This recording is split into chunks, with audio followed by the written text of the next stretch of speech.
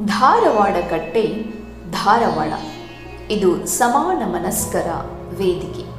ಈ ವೇದಿಕೆಗೆ ಈ ನಾಡಿನ ಪ್ರಪಂಚದಾದ್ಯಂತ ಹೆಸರುವಾಸಿಯಾದ ಅನೇಕ ಮಹನೀಯರನ್ನು ಕರೆಯಿಸಿ ಅವರಿಂದ ನಾಡು, ನುಡಿ, ಸಂಗೀತ, ಸಂಸ್ಕೃತಿ, ಸಾಹಿತ್ಯ, ಕಲೆ ಹೀಗೆ ಹಲವಾರು ಕ್ಷೇತ್ರಗಳ ಮೇಲೆ ವಿಶೇಷ ಉಪನ್ಯಾಸಗಳನ್ನು ಏರ್ಪಡಿಸಿ ಈ ನಾಡಿನ ಜನರಿಗೆ ಅದನ್ನು ಉಣಬಡಿಸುವಂತಹ ಕಾರ್ಯವನ್ನು ನಾವು ಮಾಡ್ತಾ ಇದ್ದೇವೆ.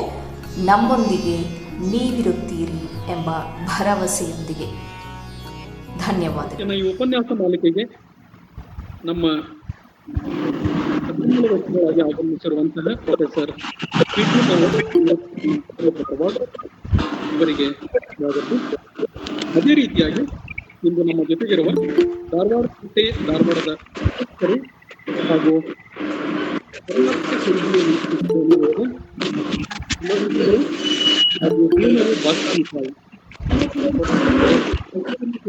ಗುರುಗಳಿಗೂ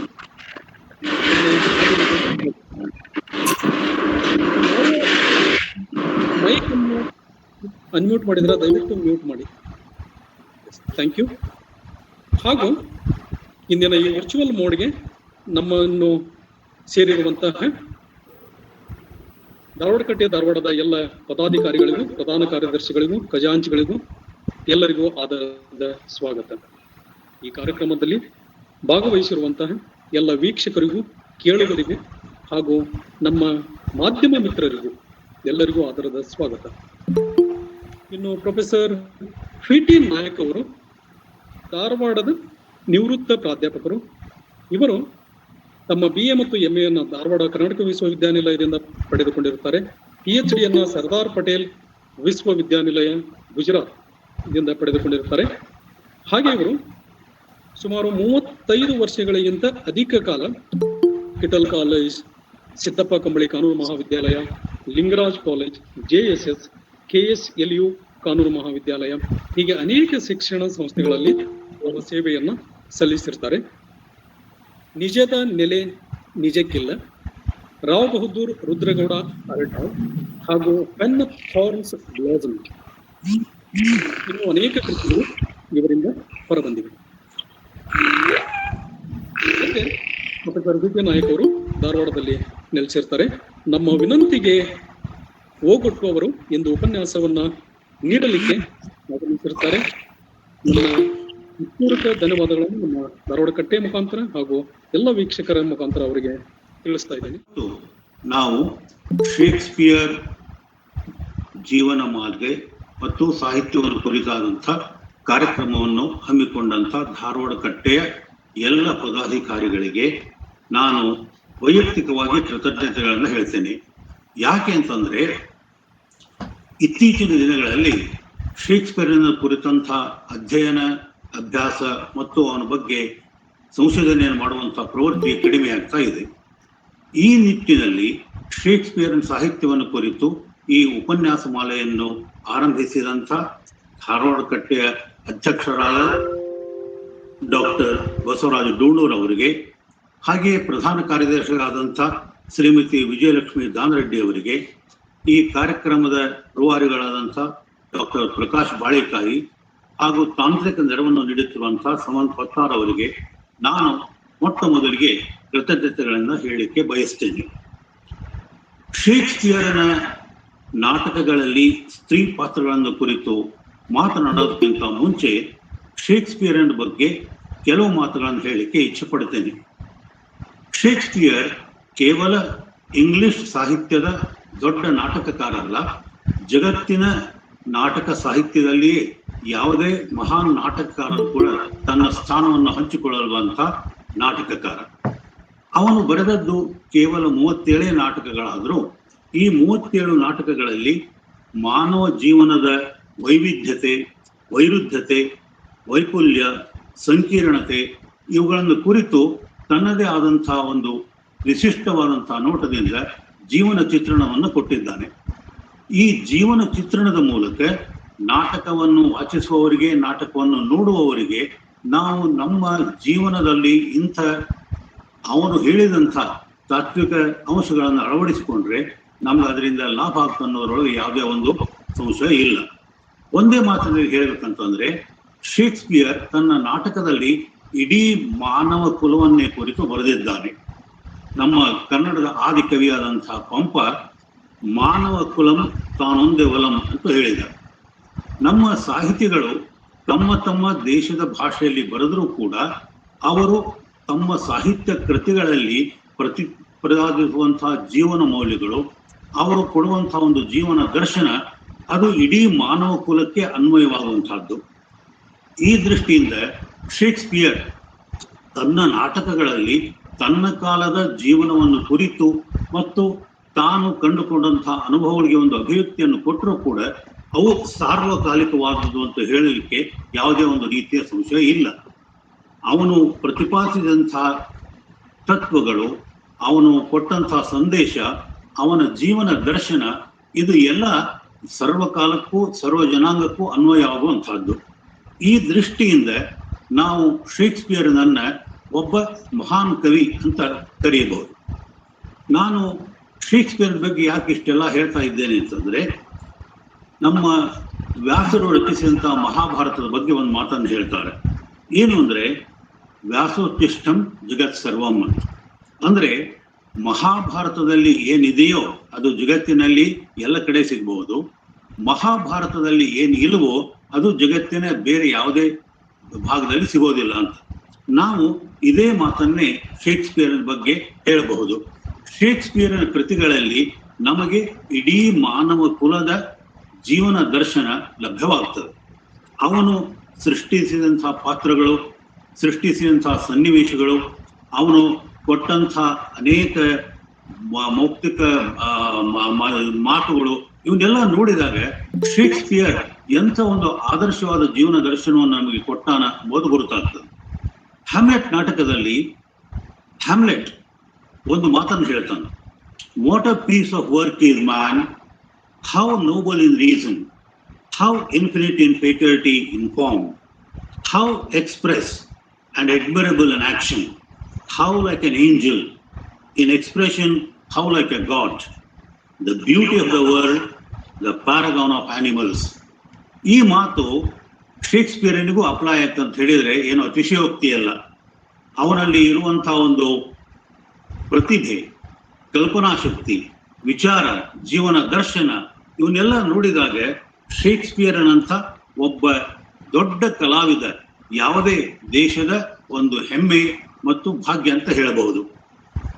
ನಮ್ಮ ಕನ್ನಡದ ಇನ್ನೊಬ್ಬ ಕವಿ ಒಂದು ಮಾತನ್ನು ಹೇಳ್ತಾನೆ, ಬೆಲೆಯಿಂದೊಕ್ಕಮೆ ಕೃತಿ ಗಾವೆಲ ಭುವನದ ಭಾಗ್ಯದಿಂದ ಬಕ್ಕದು, ಬೆಲೆಗೊಟ್ಟು ತಾರ ಮಧುವಂ ಮಲಯಾ ನಿಲನಂ ಮನೋಜನಂ ಕೌಮುದಿಯಂ ಅಂತೆ. ನಾವು ಎಷ್ಟೇ ಹಣವಂತರಾದರೂ ಕೂಡ ಈ ವಸ್ತುಗಳನ್ನ ಬೆಲೆಗೊಟ್ಟು ತರಲಿಕ್ಕೆ ಬರೋದಿಲ್ಲ. ಹಾಗೆ ಒಬ್ಬ ದೊಡ್ಡ ಸಾಹಿತಿ ಭುವನದ ಭಾಗ್ಯದಿಂದ ಹುಟ್ಟುತ್ತಾನೆ. ಅಂದ್ರೆ ಶೇಕ್ಸ್ಪಿಯರ್ನಂಥವರು ಇಡೀ ಇಂಗ್ಲೆಂಡದ ಭಾಗ್ಯವಷ್ಟೇ ಅಲ್ಲ, ನಮ್ಮ ಜಗತ್ತಿನ ಭಾಗ್ಯದಿಂದ ಜಗತ್ತನ್ನು ಉದ್ಧರಿಸಲಿಕ್ಕೆ ಹುಟ್ಟಿದಂಥ ಮಹಾನ್ ನಾಟಕಕಾರ ಅಂತ ಹೇಳಬಹುದು. ಹಾಗೆ ಅವನ ಬಗ್ಗೆ ಇನ್ನೊಬ್ಬ ಬ್ರಿಟಿಷ್ ನಾಟಕಕಾರ ಜಾನ್ ಡ್ರೈಡನ್ ಒಂದು ಮಾತನ್ನು ಹೇಳ್ತಾನೆ, ಶೇಕ್ಸ್ಪಿಯರ್ನ ಸೃಷ್ಟಿಯಲ್ಲಿ ಹಿಯರ್ ಈಸ್ ಗಾಡ್ಸ್ ಪ್ಲೆಂಟಿ. ಅಂದ್ರೆ ಶೇಕ್ಸ್ಪಿಯರ್ನ ನಾಟಕಗಳಲ್ಲಿ ನಾವು ದೇವರ ಸೃಷ್ಟಿಯಲ್ಲಿ ಕಾಣಬಹುದಾದಂಥ ಒಂದು ವೈವಿಧ್ಯವನ್ನ, ವಿಪುಲತೆಯನ್ನ ಕಾಣಬಹುದು ಅಂತ. ನೀವು ಏನನ್ನು ಹುಡುಕಿಕೊಂಡು ಹೋಗ್ತೀರೋ ಅದು ಅವನ ನಾಟಕಗಳಲ್ಲಿ ಸಿಗುತ್ತದೆ. ಈ ದೃಷ್ಟಿಯಿಂದ ಶೇಕ್ಸ್ಪಿಯರ್ ಜಗತ್ತಿನ ಮಹಾನ್ ನಾಟಕಕಾರ. ಇನ್ನು ಶೇಕ್ಸ್ಪಿಯರ್ನ ನಾಟಕಗಳಲ್ಲಿ ಸ್ತ್ರೀಯರ ಪಾತ್ರಗಳನ್ನು ಕುರಿತು ಹೇಳುವುದಕ್ಕಿಂತ ಮೊದಲು ಶೇಕ್ಸ್ಪಿಯರ್ನ ಕಾಲದ ಸಮಾಜದಲ್ಲಿ ಸ್ತ್ರೀಯರ ಸ್ಥಾನಮಾನ ಏನಿತ್ತು ಎಂಬುದರ ಬಗ್ಗೆ ಒಂದು 3-4 ಮಾತುಗಳನ್ನು ಹೇಳ್ತಾ ಇದ್ದೇನೆ. ಶೇಕ್ಸ್ಪಿಯರ್ ಬದುಕಿದ್ದು 16ನೇ ಶತಮಾನದ ಪೂರ್ವಾರ್ಧ, ಉತ್ತರಾರ್ಧ. ಆವಾಗ ಸ್ತ್ರೀಯರ ಸ್ಥಾನಮಾನ ಸಮಾಜದಲ್ಲಿ ಅಷ್ಟೊಂದು ತಿಳಿಕೊಳ್ಳುವಂತೆ ಇರಲಿಲ್ಲ.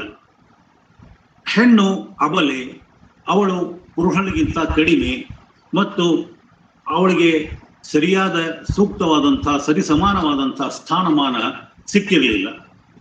ಆವಾಗ ಇಂಗ್ಲೆಂಡದ ರಾಣಿಯಾಗಿ ಎಲಿಜಬೆತ್ ಇದ್ರೂ ಕೂಡ ಮತ್ತು ಅವಳೊಬ್ಬ ಸಮರ್ಥ ಆಡಳಿತಗಾರರಾಗಿದ್ದು ಎಲ್ಲರೂ ತಮ್ಮ ತಮ್ಮ ಗೌರವವನ್ನ, ಆದರವನ್ನ ರಾಣಿಯ ಬಗ್ಗೆ ವ್ಯಕ್ತಪಡಿಸಿದ್ರು ಕೂಡ ಸಾಮಾಜಿಕವಾಗಿ ಹೆಣ್ಣಿಗೆ ಯಾವುದೇ ಒಂದು ಸ್ಥಾನಮಾನವಾಗಲಿ, ಪ್ರತಿಷ್ಠೆ ಆಗಲಿ, ಗೌರವವಾಗಲಿ ಇದ್ದಿರಲಿಲ್ಲ. ಹಾಗೆ ಆ ಸ್ತ್ರೀಯರಿಗೆ ಮತದಾನದ ಹಕ್ಕು ಇದ್ದಿದ್ದಿಲ್ಲ. ಅವರು ತಮಗೆ ಬೇಕಾದಂತಹ ವೃತ್ತಿಯನ್ನು ಆರಿಸಿಕೊಳ್ಳುವಂತಹ ಒಂದು ಸ್ವಾತಂತ್ರ್ಯ ಇರಲಿಲ್ಲ. ಸಾಮಾನ್ಯವಾಗಿ ಜನರು ಹೆಣ್ಣು ಅಂದ್ರೆ ಒಂದು ವಸ್ತು, ಅದು ಒಂದು ವ್ಯಕ್ತಿ ಅಲ್ಲ ಅನ್ನುವಂಥ ಭಾವನೆಯನ್ನ ಹೊಂದಿದ್ರು. ಏನೇ ಇದ್ರು ಹೆಣ್ಣು ಅವಳು ಮದುವೆಗಿಂತ ಮುಂಚೆ ತಂದೆಯ ರಕ್ಷಣೆಯಲ್ಲಿ ಇರಬೇಕು, ಮದುವೆಯಾದ ನಂತರ ಅವಳು ಗಂಡನ ಒಂದು ರಕ್ಷಣೆಯಲ್ಲಿ ಇರಬೇಕು, ಅಲ್ಲಿಯವರೆಗೆ ತಂದೆ ಅಥವಾ ಅಣ್ಣ ಇಂಥವರ ರಕ್ಷಣೆಯಲ್ಲಿ ಇರಬೇಕು ಅನ್ನುವಂಥ ಒಂದು ಅಂಗೀಕೃತವಾದಂಥ ನಿಯಮ ಇತ್ತು. ಇದು ಬಹುಶಃ ಇಂಗ್ಲೆಂಡ್ನ ಸಮಾಜಕ್ಕೆ ಸೀಮಿತವಾದದ್ದಲ್ಲ. ನಾವು ಭಾರತದಲ್ಲಿಯೂ ಕೂಡ ಸ್ತ್ರೀಯರ ಸ್ಥಾನಮಾನ ಅಷ್ಟಕ್ಕಷ್ಟೇ ಇತ್ತು ಎಂಬುದನ್ನ ಆ ಕಾಲದ ಸಾಹಿತ್ಯ ಕೃತಿಗಳನ್ನ ಓದಿದ್ರೆ ಗೊತ್ತಾಗ್ತದೆ. ನಾವು ಮೇಲಿಂದ ಮೇಲೆ ಕೋಟ್ ಮಾಡುವಂತ ಮನುಸ್ಮೃತಿಯ ಒಂದು ಶ್ಲೋಕ ಹೀಗಿದೆ: ಪಿತಾ ರಕ್ಷತಿ ಕೌಮಾರೆ, ಭರ್ತ ರಕ್ಷತಿ ಯೌವನೆ, ರಕ್ಷಂತಿ ಪುತ್ರ ಸ್ಥಾವರೆ, ನ ಸ್ತ್ರೀ ಸ್ವಾತಂತ್ರ್ಯ ಮರ್ಹತಿ. ಅಂದ್ರೆ ಅರ್ಥ ಸ್ಪಷ್ಟವಾಗಿದೆ. ಹೆಣ್ಣು ಮದುವೆಯಾಗಕ್ಕಿಂತ ಮುಂಚೆ ಕುಮಾರಿ ಇದ್ದಾಗ ತಂದೆ ಅವಳಿಗೆ ರಕ್ಷಣೆಯನ್ನು ಕೊಡ್ತಾನೆ, ಮದುವೆಯಾದ ನಂತರ ಗಂಡ ರಕ್ಷಣೆಯನ್ನು ಕೊಡ್ತಾನೆ, ಅವಳ ವೃದ್ಧಾಪ್ಯದಲ್ಲಿ ಮಗ ಅವಳನ್ನು ಜೋಪಾನ ಮಾಡುತ್ತಾನೆ. ಹೀಗೆ ಹೆಣ್ಣಿಗೆ ಸ್ವಾತಂತ್ರ್ಯ ಅವಶ್ಯಕತೆ ಇಲ್ಲ ಅಂತ ಮನು ಹೇಳ್ತಾನೆ. ಬಹುಶಃ ಇದು ಎಲ್ಲ ದೇಶದ, ಎಲ್ಲ ಸಮಾಜದಲ್ಲಿಯೇ ಸ್ತ್ರೀಯರ ಬಗ್ಗೆ ಇದ್ದಂಥ ಒಂದು ದೃಷ್ಟಿಕೋನ. ಹೀಗಾಗಿ ನಾವು ಇದರಲ್ಲಿ ಇಂಗ್ಲೆಂಡ್ ಆಗಲಿ, ಭಾರತ ಆಗಲಿ, ಅಥವಾ ಮತ್ತೆ ಯಾವುದೇ ದೇಶದ್ದಾಗಲಿ ಈ ಒಂದು ಅಥವಾ ಎರಡು ದೇಶಕ್ಕೆ ಸೀಮಿತವಾದದ್ದು ಅಂತ ಹೇಳಲಿಕ್ಕೆ ಬರೋದಿಲ್ಲ. ಹಾಗೆ ಹೆಣ್ಣು ಮಕ್ಕಳಿಗೆ ತಂದೆ ಆಸ್ತಿಯಲ್ಲಿ ಯಾವುದೇ ಪಾಲು ಇರಲಿಲ್ಲ, ಅವ್ರಿಗೆ ಯಾವುದೇ ಹಕ್ಕು ಇರಲಿಲ್ಲ. ಕೆಲವು ಶ್ರೀಮಂತ ವರ್ಗದ ಮಹಿಳೆಯರನ್ನು ಬಿಟ್ರೆ ಅವರು ಏರೆಸ್ ಅಂತ ಆಗಬಹುದೇ ಹೊರತಾಗಿ ಅವರಿಗೆ ಗಂಡು ಮಕ್ಕಳಿಗೆ ಸಿಗುವಂತೆ ಆಸ್ತಿಯಲ್ಲಿ ಯಾವುದೇ ಒಂದು ಪಾಲು ಹಿಸಿ ಆಗಲಿ ಸಿಗ್ತಿರ್ಲಿಲ್ಲ. ಹಾಗೆ ರಂಗಭೂಮಿಯ ಮೇಲೆ ಸ್ತ್ರೀಯರು ಬರುವಂತೆ ಇದ್ದಿದ್ದಿಲ್ಲ. ಅವರು ನಾಟಕದಲ್ಲಿ ಭಾಗವಹಿಸೋದಾಗ್ಲಿ, ಪಾತ್ರ ವಹಿಸೋದಾಗಲಿ, ನಾಟಕಕ್ಕೆ ಸಂಬಂಧಪಟ್ಟಂತೆ ಯಾವುದೇ ಚಟುವಟಿಕೆಯಲ್ಲಿ ಅವರು ಭಾಗವಹಿಸುವಂತೆ ಇರಲಿಲ್ಲ. ಒಟ್ಟಿನಲ್ಲಿ ಹೇಳಬೇಕಂತಂದ್ರೆ ಸಮಾಜದಲ್ಲಿ ಪುರುಷರಿಗೆ ಒಂದು ಉನ್ನತವಾದ ಸ್ಥಾನವಿತ್ತು, ಗೌರವ ಇತ್ತು, ಪ್ರತಿಷ್ಠೆ ಇತ್ತು. ಆದರೆ ಸ್ತ್ರೀ ಕೇವಲ ಸೆಕೆಂಡ್ ರೇಟ್ ಸಿಟಿಜನ್ ಅಥವಾ ಗೌಣವಾದಂಥ ಸ್ಥಾನವನ್ನ ಅವಳು ಪಡೆದುಕೊಂಡಿದ್ಲು. ಈ ದೃಷ್ಟಿಯಿಂದ ನೋಡಿದಾಗ ನಾವು ಶೇಕ್ಸ್ಪಿಯರನ ನಾಟಕಗಳಲ್ಲಿ ಕಂಡು ಬರುವಂತಹ ಸ್ತ್ರೀ ಪಾತ್ರಗಳನ್ನು ಸ್ವಲ್ಪ ವಿಶ್ಲೇಷಿಸಿ ನೋಡಿದಾಗ ಶೇಕ್ಸ್ಪಿಯರ್ ಸ್ತ್ರೀಯರ ಬಗ್ಗೆ ಯಾವ ರೀತಿಯ ಆಟಿಟ್ಯೂಡ್ ಇಟ್ಟುಕೊಂಡಿದ್ದ, ಅವರ ಬಗ್ಗೆ ಯಾವ ರೀತಿಯ ಒಂದು ಚಿತ್ರಣವನ್ನು ಕೊಡ್ತಾನೆ ಎಂಬುದನ್ನ ನಾವು ಅಭ್ಯಾಸ ಮಾಡಿದಾಗ ಶೇಕ್ಸ್ಪಿಯರ್ ತನ್ನ ಕಾಲದ ಜನರಿಗಿಂತ ಬಹಳ ಮುಂದೆ ಇದ್ದ ಎಂಬುದು ನಮಗೆ ಸ್ಪಷ್ಟವಾಗಿ ಗೋಚರಿಸ್ತದೆ. ಯಾಕೆ ಅಂತಂದ್ರೆ ಶೇಕ್ಸ್ಪಿಯರ್ ಬರೆದಿದ್ದು 37 ನಾಟಕಗಳು. ಈ 37 ನಾಟಕಗಳಲ್ಲಿ ಬ್ರಿಟಿಷ್ ಇತಿಹಾಸವನ್ನು ಕುರಿತಾದ 10 ನಾಟಕಗಳಿವೆ. ಅವುಗಳನ್ನ ಹೊರತುಪಡಿಸಿದರೆ ಉಳಿದ 27 ನಾಟಕಗಳು ಅವು ಅದರಲ್ಲಿ ಕಾಮಿಡಿ ಇದಿವೆ ಮತ್ತು ಟ್ರಾಜಿಡಿ ಇದಿವೆ. ನಾನು ಕಾಮಿಡಿ ಮತ್ತು ಟ್ರಾಜಿಡಿ ಅನ್ನೋ ಈ ಶಬ್ದಗಳನ್ನು ಯಾಕೆ ಉಪಯೋಗಿಸ್ತಾ ಇದ್ದೇನೆ ಅಂತಂದ್ರೆ ಕನ್ನಡದಲ್ಲಿ ಅವುಗಳಿಗೆ ಸಮಾನವಾದಂತಹ ಶಬ್ದಗಳು ಇಲ್ಲ. ನಾವು ಕಾಮಿಡಿಯನ್ನ ಹಾಸ್ಯ ನಾಟಕ ಅನ್ನಲಿ, ಪ್ರಹಸನನ್ನಾಗಲಿ, ನಗೆ ನಾಟಕನ್ನಾಗಲಿ, ಟ್ರಾಜಿಡಿಯನ್ನ ರುದ್ರ ನಾಟಕ, ಗಂಭೀರ ನಾಟಕ, ದುರಂತ ನಾಟಕ, ಹೀಗೆ ಬೇರೆ ಬೇರೆ ಹೆಸರಿನಿಂದ ಕರೀತೇವೆ. ಹೀಗಾಗಿ ನಾನು ಯಾವುದೇ ಒಂದು ಕನ್ನಡದ ಯಾವುದೇ ಒಂದು ಪದವನ್ನು ಉಪಯೋಗಿಸ್ತೇನೆ ಇಂಗ್ಲಿಷಿನ ಕಾಮಿಡಿ ಮತ್ತು ಟ್ರಾಜಿಡಿ ಅನ್ನೋ ಶಬ್ದಗಳನ್ನೇ ಉಪಯೋಗಿಸಲಿಕ್ಕೆ ಇಷ್ಟಪಡ್ತೇನೆ. ಈ ದೃಷ್ಟಿಯಿಂದ ನೋಡಿದಾಗ ಶೇಕ್ಸ್ಪಿಯರ್ ತನ್ನ ನಾಟಕಗಳಲ್ಲಿ ಒಬ್ಬ ಸಾಮಾನ್ಯ ಹೆಣ್ಣು ಮಗಳು, ಅಂದ್ರೆ ಅವಳು ಸೇವಕಿ ಇರಬಹುದು, ದಾದಿ ಇರಬಹುದು, ನರ್ಸ್ ಇರಬಹುದು, ಇಂಥ ಒಬ್ಬ ಸಾಮಾನ್ಯ ಮಟ್ಟದ ಸ್ತ್ರೀಯಿಂದ ಹಿಡಿದು ರಾಜಕುಮಾರಿ, ರಾಣಿ, ಚಕ್ರವರ್ತಿನಿ ಇಂಥ ಮಹತ್ವದ ಪಾತ್ರಗಳನ್ನು ಸೃಷ್ಟಿ ಮಾಡ. ಆಗಲೇ ಒಂದು ಮಾತನ್ನು ಹೇಳಿದೆ, ದೇವರ ಸೃಷ್ಟಿಯಲ್ಲಿ ಏನಿಲ್ಲ ಅಂತ ಹೇಳಿದಂಗೆ ಶೇಕ್ಸ್ಪಿಯರನ ಈ ಪಾತ್ರಗಳಲ್ಲಿ ನಾವು ಬಹು ವಿಧವಾದಂಥ ವೈವಿಧ್ಯವನ್ನು ಕಾಣಬಹುದು. ಇನ್ನು ಎರಡನೇದ್ದು, ಶೇಕ್ಸ್ಪಿಯರ್ ಯಾವಾಗಲೂ ಜೀವನದ ಬಗ್ಗೆ ರಿಯಲಿಸ್ಟಿಕ್ ಆಟಿಟ್ಯೂಡ್ ಇಟ್ಕೊಂಡಿದ್ದ. ಅಂದ್ರೆ ಅವನು ಕೇವಲ ಶುದ್ಧ ಬಿಳಿಯ ಅಥವಾ ಶುದ್ಧ ಕರಿಯ ಪಾತ್ರಗಳನ್ನ, ಅಂದ್ರೆ ಅತ್ಯಂತ ಸದ್ಗುಣಿಯಾದಂಥ ಮತ್ತು ಗುಣಶೀಲಿಯಾದಂಥ ವ್ಯಕ್ತಿಯನ್ನಾಗಲಿ ಅಥವಾ ಕೇವಲ ಒಂದು ದುರ್ಗುಣಗಳನ್ನಿದ್ದಂಥ ಹೆಣ್ಣು ಮಗಳನ್ನ ಅಥವಾ ಯಾವುದೇ ಪಾತ್ರವನ್ನಾಗಲಿ ಸೃಷ್ಟಿ ಮಾಡಲಿಲ್ಲ. ನಾವು ಸಾಮಾನ್ಯವಾಗಿ ಪಾತ್ರಗಳನ್ನ ವೈಟ್ ಅಂಡ್ ಬ್ಲ್ಯಾಕ್ ಅಂತ ಹೇಳ್ತೇವೆ. ಶೇಕ್ಸ್ಪಿಯರ್ ನಿರ್ಮಿಸಿದಂಥ ಪಾತ್ರಗಳನ್ನು ಹೇಳಬೇಕಾದ್ರೆ ಅವು ಗ್ರೇ ಕಲರ್ದ ಪಾತ್ರಗಳು ಅಂತ ಹೇಳ್ಬೋದು. ಗ್ರೇ ಅಂದ್ರೆ ಎಲ್ಲಿ ಸದ್ಗುಣಗಳು ಜಾಸ್ತಿ ಅವನೋ ಅಲ್ಲಿ ವೈಟಿಶ್ ಗ್ರೇ, ಎಲ್ಲಿ ಕೆಟ್ಟ ಗುಣಗಳು ಜಾಸ್ತಿ ಅವನು ಬ್ಲ್ಯಾಕಿಶ್ ಗ್ರೇ ಅಂತ ಹೇಳ್ಬಹುದು. ಹೀಗೆ ನೋಡಿದಾಗ ಅವನು ಸೃಷ್ಟಿ ಮಾಡಿದಂಥ ಪಾತ್ರಗಳು ಅನೇಕ ಅದ್ಭುತ ಪಾತ್ರಗಳು ಇವೆ. ಅದು ಸದ್ಗುಣಗಳ ಗಣಿಯಾದಂಥ ಡೆಸ್ಟಿಮೋನಾ ಇರಬಹುದು, ಕಾರ್ಡೆಲಿಯಾ ಇರಬಹುದು, ತನ್ನ ಬುದ್ಧಿಶಕ್ತಿಯನ್ನು ಉಪಯೋಗಿಸಿ ಯಾವುದೇ ಸಮಸ್ಯೆಯನ್ನು ಬಗೆಹರಿಸಬಲ್ಲಂಥ ರೋಸಲಿಂಡ್ ವಯೋಲಾ ಇರಬಹುದು, ಅಥವಾ ತನ್ನ ಸೌಂದರ್ಯ ಮತ್ತು ರಾಜಕೀಯ ಬಲದಿಂದ ಎಂತೆಂಥವರನ್ನು ಮಣಿಸಬಲ್ಲಂಥ ಕ್ಲಿಯೋಪಾತ್ರ ಇರಬಹುದು, ಅಥವಾ ತನ್ನ ಮಹತ್ವಾಕಾಂಕ್ಷೆಗೆ ಇಂಬುಗೊಡುವಂತೆ ಗಂಡನ ಒಂದು ಹಾದಿಯಲ್ಲಿ ಸಹಾಯ ಮಾಡಿ ಅವನನ್ನು ಮಾಡಬಾರದ ಕೆಲಸಕ್ಕೆ ಪ್ರೇರೇಪಣೆ ಕೊಡುವಂತಹ ಲೇಡಿ ಮ್ಯಾಕ್ಬೆತ್ ಇರಬಹುದು, ಅಥವಾ ತನ್ನ ಗಂಡನ ತಮ್ಮನ ಸಹಾಯದಿಂದ ಕೊಂದು ಅವನನ್ನೇ ಲಗ್ನವಾಗಿ ಅಧಿಕಾರವನ್ನು ಅನುಭವಿಸುವಂತಹ ಗರ್ಟ್ರೂಡ್ ಇರಬಹುದು. ಹೀಗೆ ಪಟ್ಟಿಯನ್ನು ಹೇಳ್ಕೊತಾ ಹೋದ್ರೆ ಅದಕ್ಕೆ ಕೊನೆ ಎಂಬುದಿಲ್ಲ. ಮುಖ್ಯವಾಗಿ ನಾವು ಗಮನಿಸಬೇಕಾದದ್ದು ಏನು ಅಂತಂದ್ರೆ, ಶೇಕ್ಸ್ಪಿಯರ್ ನಿರ್ಮಿಸಿದಂಥ ಪಾತ್ರಗಳು ಏನಿವೆ ಅಲ್ಲ, ಅವು ಸಾಮಾನ್ಯತಮರಲ್ಲಿ ಸಾಮಾನ್ಯ ಪಾತ್ರದಿಂದ ಹಿಡಿದು ನಮ್ಮ ಜೀವನದ ಸಮಾಜದ ವಿವಿಧ ಸ್ತರಗಳಲ್ಲಿ ಇರಬಹುದಾದಂಥ ವಿವಿಧ ರೀತಿಯ ಪಾತ್ರಗಳನ್ನ ಅವನು ಚಿತ್ರಿಸಿದ್ದಾನೆ. ಮೆಜರ್ ಫಾರ್ ಮೆಜರ್ ಅನ್ನೋ ಒಂದು ನಾಟಕದಲ್ಲಿ ಮಾರಿಯಾ ಅನ್ನುವಂಥ ಒಂದು ಕ್ಯಾರೆಕ್ಟರ್ ಈ ಮಾತನ್ನ ಹೇಳ್ತಾಳೆ. They say best men R moulded out of faults and for the most become much more better for being a little man. ಅಂದ್ರೆ ಎಷ್ಟೇ ಒಳ್ಳೆಯ ವ್ಯಕ್ತಿ ಇದ್ರೂ ಕೂಡ ಅವನಲ್ಲಿ ಸ್ವಲ್ಪ ಒಂದು ಕುಂದು ಕೊರತೆ ಇದ್ದೇ ಇರ್ತದೆ.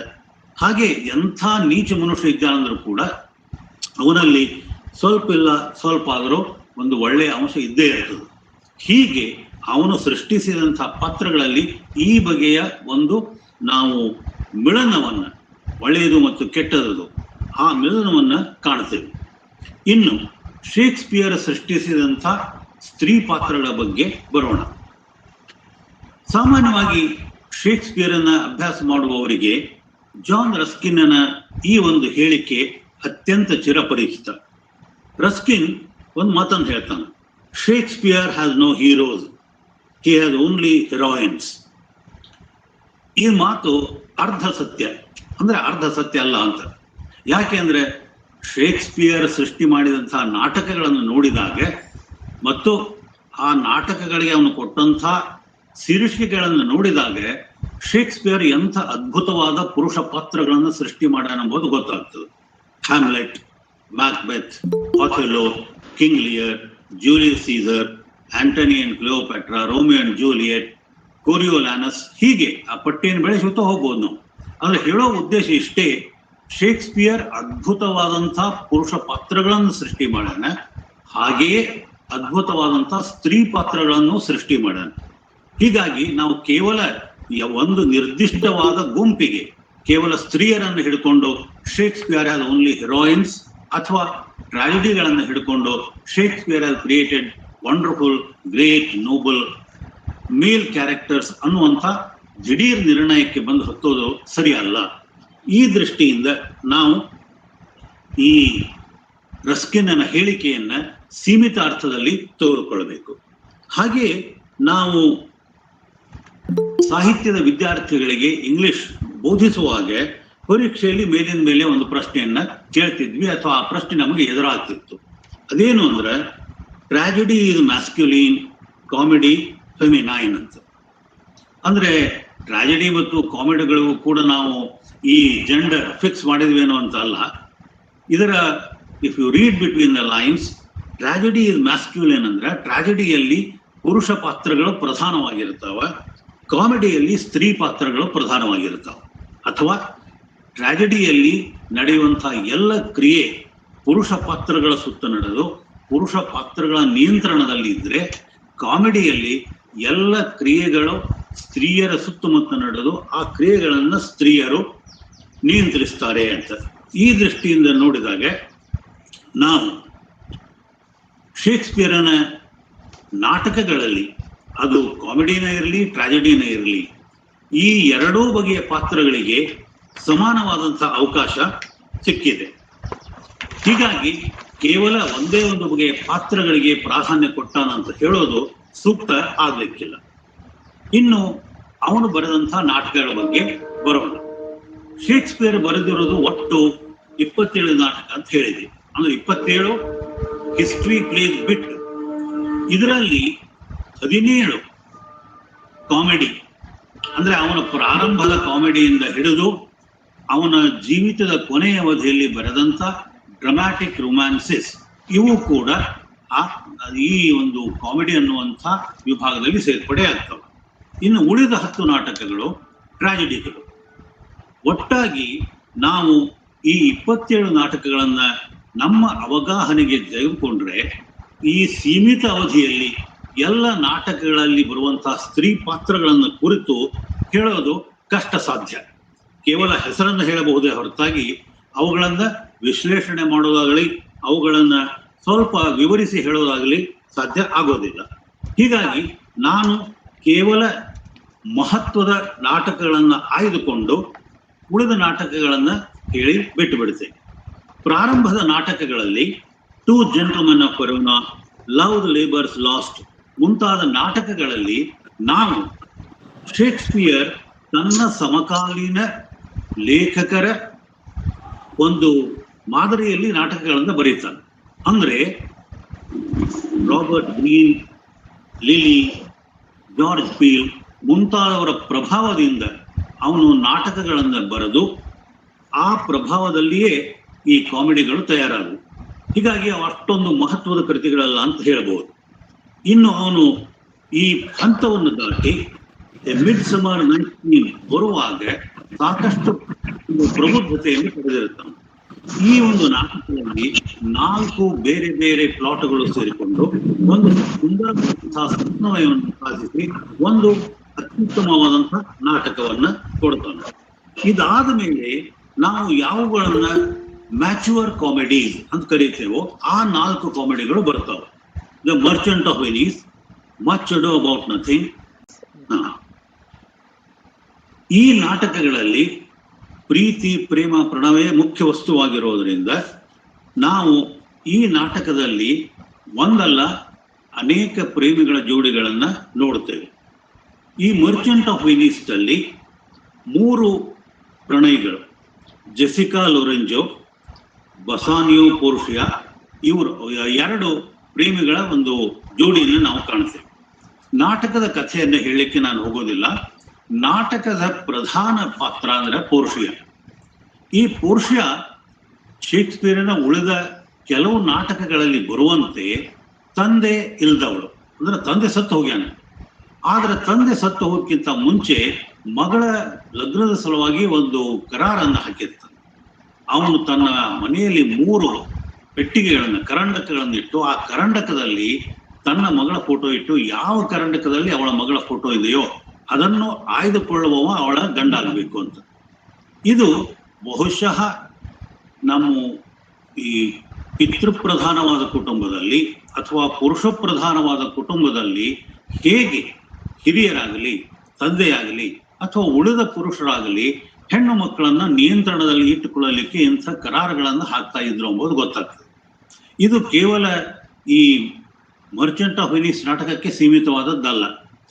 ಉಳಿದ ನಾಟಕಗಳಲ್ಲಿಯೂ ಕೂಡ ಇಂಥ ಒಂದು ನಿರ್ಬಂಧ ಇರೋದು ನಮ್ಮ ಕಣ್ಣಿಗೆ ಕಾಣಿಸ್ತದೆ. ಹೀಗೆ ಈ ನಾಟಕದಲ್ಲಿ ಈ ಕರಂಡಕಗಳದ್ದು ಒಂದು ಕಥೆ. ಇನ್ನು ಶೈಲಾಕ್ ಅನ್ನುವಂಥ ಮನಿ ಲೆಂಡರ್ ಜೂ ತನ್ನ ಮಗಳು ಜೆಸಿಕಾ ಇವಳನ್ನು ಕೂಡ ತನ್ನ ಅಂಕೆಯಲ್ಲಿ ಇಟ್ಕೊಂಡಿರ್ತಾನೆ. ಎಷ್ಟರ ಮಟ್ಟಿಗೆ ಅಂದ್ರೆ ಅವನು ಅವಳಿಗೆ ಯಾವ ರೀತಿಯ ಸ್ವಾತಂತ್ರ್ಯವನ್ನು ಕೊಟ್ಟಿರುವುದಿಲ್ಲ. ಹೀಗಾಗಿ ಕೊನೆಗೆ ಅವಳು ತನ್ನ ತಂದೆಯ ವಿರುದ್ಧ ಬಂಡೆದ್ದು ಒಬ್ಬ ಸೇವಕನ ಸಹಾಯದಿಂದ ಲೊರೆಂಜೋ ಅನ್ನುವಂಥ ಒಬ್ಬ ಹುಡುಗನನ್ನು ಪ್ರೀತಿಸಿ ಅವನ ಜೊತೆ ಓಡಿ ಹೋಗ್ತಾಳೆ. ಇಲ್ಲಿ ಕಥೆಯನ್ನ ಬಹಳ ಮೊಟಕುಗೊಳಿಸಿ ತನ್ನ ಒಂದು ತುರ್ತಿಗೆ ಶೈಲಾಕನಿಂದ 3,000 ಡಕೆಟ್ ಸಾಲ ಪಡೆದಂತಹ ಬಸಾನಿಯು ಅದನ್ನ ನಿಗದಿತ ಸಮಯದಲ್ಲಿ ಕೊಡಲೇ ಇದ್ದದ್ದಕ್ಕಾಗಿ ಕರಾರಿನ ಪ್ರಕಾರ ಅವನು ಆಂಟೋನಿಯೋನ ದೇಹದ ಭಾಗದಿಂದ 1 ಪೌಂಡ್ ಮಾಂಸವನ್ನು ಪಡೆಯಬೇಕು ಅಂತ ಕೋರ್ಟಿಗೆ ಹೋದಾಗ, ಅಲ್ಲಿಯವರೆಗೆ ಈ ಶೈಲಾಕನನ್ನ ಈ ಶೈಲಾಕನ ಈ ಒಂದು ಜೀವ ತೆಗೆಯುವಂತಹ ಕರಾರಿನಿಂದ ಹೇಗೆ ಪಾರಾಗಬೇಕು ಅನ್ನೋದು ಗೊತ್ತಿಲ್ಲದೆ ಎಲ್ಲರೂ ಕೈ ಚೆಲ್ಲಿ ಕೂತಾಗ ಪೋರ್ಷಿಯಾ ತನ್ನ ವೇಷವನ್ನು ಬದಲಿಸಿಕೊಂಡು ವಕೀಲನ ವೇಷವನ್ನು ಧರಿಸಿ ಕೋರ್ಟಿಗೆ ಹೋಗಿ ಮೊದಲಿಗೆ ಶೈಲಾಕನ ಕರಾರು ಸರಿಯಾಗಿದೆ, ಅವನಿಗೆ ನೀವು 3,000 ಡಕೆಟ್ಸ್ ಕೊಡ್ಲಿಕ್ಕಾಗ್ಲಿಲ್ಲ ಅಂದ್ರೆ 1 ಪೌಂಡು ಮಾಂಸವನ್ನು ಕೊಟ್ಟೇ ತೀರಬೇಕು ಅಂತ ಹೇಳಿದಾಗ ಅವನು ಬಹಳ ಖುಷಿ ಆಗ್ತದೆ. ಯಾವಾಗ ಅವನು ತನ್ನ ಚೂರಿಯನ್ನು ಹರಿತ ಮಾಡಿ ಇನ್ನೇನು 1 ಪೌಂಡ್ ಫ್ಲೆಶ್ ತಗೊಳ್ಬೇಕು ಅಂತ ಹೋದಾಗ ಅವಳು ಇದರಲ್ಲಿ 1 ಹನಿ ರಕ್ತ ಕೆಳಗೆ ಬೀಳುತ್ತನ್ನುವಂಥ ಕರಾರು ಇಲ್ಲ, ಹೀಗಾಗಿ ನೀನು 1 ಪೌಂಡ್ ಮಾಂಸವನ್ನ 1 ಹನಿ ರಕ್ತ ಚೆಲ್ಲದೇನೆ ತೆಗೆದುಕೊಳ್ಳಬೇಕು ಅಂತ ಹೇಳಿ ಆ ಇಡೀ ಘಟನೆಗೆ ಒಂದು ತಿರುವನ್ನು ಕೊಡ್ತಾಳೆ. ಅದು ಮುಂದೆ ಅವನಿಗೆ ಹಾಗೆ ಮಾಡ್ಲಿಕ್ಕೆ ಆಗೋದಿಲ್ಲ, ಅವನ ಉದ್ದೇಶ ಈ ಆಂಟೋನಿಯೋನ ಪ್ರಾಣವನ್ನು ತೆಗೆಯೋದಿತ್ತು ಅಂತ ಅವಳು ಹೇಳಿ ಅವನ ಆಸ್ತಿಯನ್ನೆಲ್ಲ ಮುಟ್ಟುಗೋಲು ಹಾಕಿಕೊಂಡು ಆಮೇಲೆ ಕಥೆ ಸುಖಾಂತವಾಗ್ತದೆ. ನಾನು ಇದನ್ನ ಯಾಕೆ ಇಲ್ಲಿ ಹೇಳಿದೆ ಅಂತಂದ್ರೆ, ಸಾಮಾನ್ಯವಾಗಿ ಕಾಮಿಡಿಯಲ್ಲಿ ಪುರುಷರಿಗಿಂತ ಹೆಚ್ಚಾಗಿ ಸ್ತ್ರೀಯರು ಕ್ರಿಯೆಯನ್ನು ನಿಯಂತ್ರಿಸ್ತಾರೆ. ಈ ನಾಟಕದಲ್ಲಿಯೂ ಕೂಡ ಈ ಎಲ್ಲ ಪುರುಷ ಪಾತ್ರಗಳು ಕೈ ಚೆಲ್ಲಿ ಕೂತಾಗ ಮುಂದೇನಪ್ಪಾ ಅಂದಿದ್ದಾಗ ಪುರುಷ ಅವರ ಸಹಾಯಕ್ಕೆ ಬಂದು ಅವರನ್ನು ಉಳಿಸಿ ಆಮೇಲೆ ಅವಳು ತನ್ನ ಪ್ರಿಯಕರನಾಥ ಬಸವನಿಗೆ ಲಗ್ನ ಆಗ್ತಾಳೆ. ಅದು ದೈವ ಬಲದಿಂದ ಬಸವನಿಗೆ ಕೂಡ ಸರಿಯಾದ ಕರ್ಣಕವನ್ನು ಆರಿಸಿ ಅವಳ ಕೈಯನ್ನು ಪಡಿತಾನೆ. ಹೀಗೆ ಈ ನಾಟಕ ಒಂದು ರೀತಿಯಿಂದ ದುಃಖಾಂತವಾಗಿ ಎಲ್ಲಿ ಮುಗೀತು ಅನ್ನುವಂಥ ಅಳಕಿದ್ದಾಗ ಅದು ಸರಾಗವಾಗಿ ಮುಗೀತದೆ. ಆಸ್ ಯು ಲೈಕ್ ಇಟ್ ದಲ್ಲಿ ಈ ರೊಸಾಲಿಂಡ್ ಪ್ರಧಾನ ಪಾತ್ರದಲ್ಲಿ ಇದ್ದಾಳೆ.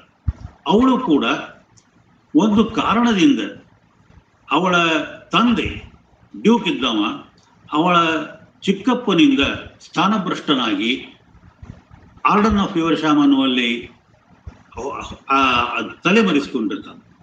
ಕೊನೆಗೆ ಯಾವುದೋ ಒಂದು ಕಾರಣದಿಂದ ಚಿಕ್ಕಪ್ಪ ಈ ರೊಸಾಲಿಂಡ್ ಅವಳನ್ನ ಆಸ್ಥಾನದಿಂದ ಹೊರಗೆ ಹಾಕಿದಾಗ ಅವನ ಮಗಳು ಸೀಲಿಯಾ ಕೂಡ ಅವರು ಆ ರಾಜನ ಆಸ್ಥಾನವನ್ನು ಬಿಟ್ಟು ಇದೇ ಅರಣ್ಯಕ್ಕೆ ದ ಫಾರೆಸ್ಟ್ ಆಫ್ ಆರ್ಡನ್ ಅಲ್ಲಿ ಬರ್ತಾಳೆ.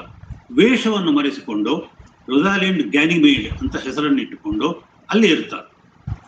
ಅವಳ ಪ್ರೇಮವಾಸದಲ್ಲಿ ಬಿದ್ದಂಥ ಆರ್ಲ್ಯಾಂಡೋ ಕೂಡ ಅಲ್ಲಿಯೇ ಬಂದು ಈ ಇಡೀ ಒಂದು ಅರಣ್ಯದಲ್ಲಿ ಈ ಪ್ರೇಮಿಗಳ ಪ್ರೇಮ ನಡೆಯುತ್ತದೆ. ಆಮೇಲೆ ಒಲಿವರ್ ಅನ್ನು ಕೂಡ ಅಲ್ಲಿ ಬಂದು ಸೀಲಿಯಾನು ಕೂಡ ಪ್ರೇಮ ಪ್ರಕರಣದಲ್ಲಿ ಸಿಗ್ತಾನೆ. ಹಾಗೆ ಅಲ್ಲಿಯ ಈ ಕಾಡು ಕುರುಬರ ಒಂದು ಗುಂಪು ಅಲ್ಲಿಯೂ ಕೂಡ ಫೀಬಿ ಮತ್ತು ಸಿಲ್ವಿಯಸ್ ಅನ್ನೋ ಇನ್ನೊಂದು ಪ್ರೇಮದ ಜೋಡಿ ಅಲ್ಲಿ ಬರ್ತದೆ. ಹೀಗೆ ಈ ನಾಟಕದಲ್ಲಿ 3ಕ್ಕಿಂತಲೂ ಹೆಚ್ಚು ಈ ಪ್ರೇಮಿಗಳ ಒಂದು ಜೋಡಿ, ಆಮೇಲೆ ಟಚ್ಸ್ಟನ್ ಮತ್ತು ಆಡ್ರಿ ಅನ್ನುವಂಥ ಇನ್ನೊಂದು ಪೇರ್ ಅಲ್ಲಿ ಬರ್ತದೆ. ಇಡೀ ನಾಟಕದ ಕ್ರಿಯೆಯನ್ನ ರೋಸಾಲಿಂಡ್ ತನ್ನ ಒಂದು ಬುದ್ಧಿಮತ್ತೆಯಿಂದ ಅವಳು ಗ್ಯಾನಿಮೇಡ್ ಅಂತ ಪುರುಷ ವೇಷವನ್ನು ಹಾಕೊಂಡು ಒಂದು ಕಡೆ ತನ್ನ ಪ್ರಿಯಕರ ಆರ್ಲ್ಯಾಂಡೋನ್ನ ಚಿಟಕುಗಳಾಡಿಸ್ತಾಳೆ. ಇವಳು ಹುಡುಗಿಯಲ್ಲ ಹುಡುಗ ಅಂತ ತಿಳ್ಕೊಂಡು ಫೀಬಿ ಅವಳನ್ನು ಪ್ರೀತಿಸಿ ಅವಳಿಂದ ನಗಪಾಟಲಿಗೆ ಗುರಿಯಾಗುತ್ತಾನೆ. ಹೀಗೆ ನಾಟಕ ಸಾಗಿ ಕೊನೆಗೆ ರೊಸಾಲಿಂಡ್ ತನ್ನ ಗುಟ್ಟನ್ನ ಹೊರಗಿದ ಮೇಲೆ ಎಲ್ಲ ಪ್ರೇಮಿಗಳು ಒಂದಾಗಿ ಅವರು ಸುಖವನ್ನು ಕಾಣುತ್ತಾರೆ. ಇಲ್ಲಿ ಮತ್ತೆ ನಾವು ನೋಡುವಂತಹದ್ದು ಒಂದು ವಿಷಯ ಏನು ಅಂದ್ರೆ, ಶೇಕ್ಸ್ಪಿಯರನ ನಾಟಕಗಳಲ್ಲಿ ಈ ಹುಡುಗಿಯರು ಗಂಡು ವೇಷವನ್ನು ತೊಟ್ಟುಕೊಂಡು ತಮ್ಮ ಗುರುತನ್ನ ವೇಷವನ್ನು ಮರೆಸೋದು, ಡಿಸ್ಗೈಸ್. ಇದು ಯಾಕೆ? ಒಂದು ಕಾರಣ, ಶೇಕ್ಸ್ಪಿಯರನ ಕಾಲದಲ್ಲಿ ಹೆಣ್ಣು ಮಕ್ಕಳು ನಾಟಕದಲ್ಲಿ ಭಾಗವಹಿಸುವಂತೆ ಇರಲಿಲ್ಲ. ಹೀಗಾಗಿ ಶೇಕ್ಸ್ಪಿಯರ್ ಈ ಇನ್ನೂ ಧನಿ ಒಡೆಯದ ಮೀಸೆ ಮೂಡದ ಹುಡುಗರನ್ನು ಹಿಡ್ಕೊಂಡು ಅವರಿಗೆ ಮೊದಲೇ ಒಂದು ಅಂಕದಲ್ಲಿಯೋ ಅಥವಾ ಮೊದಲೇ ಅಂಕದ ಕೆಲವು ಸೀನುಗಳಲ್ಲಿಯೋ ಹುಡುಗಿಯ ಪಾತ್ರವನ್ನು ಕೊಟ್ಟು ಅವರು ಹುಡುಗರಾಗಿ ಆಮೇಲೆ ಇಡೀ ನಾಟಕ ಮುಗಿಯುವವರೆಗೂ ಆ ಒಂದು ಮಾರುವೇಷದಲ್ಲೇ ಇದ್ದುಕೊಂಡು ನಾಟಕದ ಕ್ರಿಯೆಯನ್ನ ಬಹಳ ಶಕ್ತಿಪೂರ್ಣವಾಗಿ ಬಳಸಿ ನಾಟಕ ಮುಗಿಲಿಕ್ಕೆ ಬಂದಂತೆ ತಮ್ಮ ನಿಜವಾದ ರೂಪವನ್ನು ತೋರಿಸಿ ನಾಟಕಕ್ಕೆ ಸುಖಾಂತವನ್ನು ಹಾಡ್ತಾರೆ. ಇದು ಒಂದು ವಿವರಣೆ ಆಯಿತು.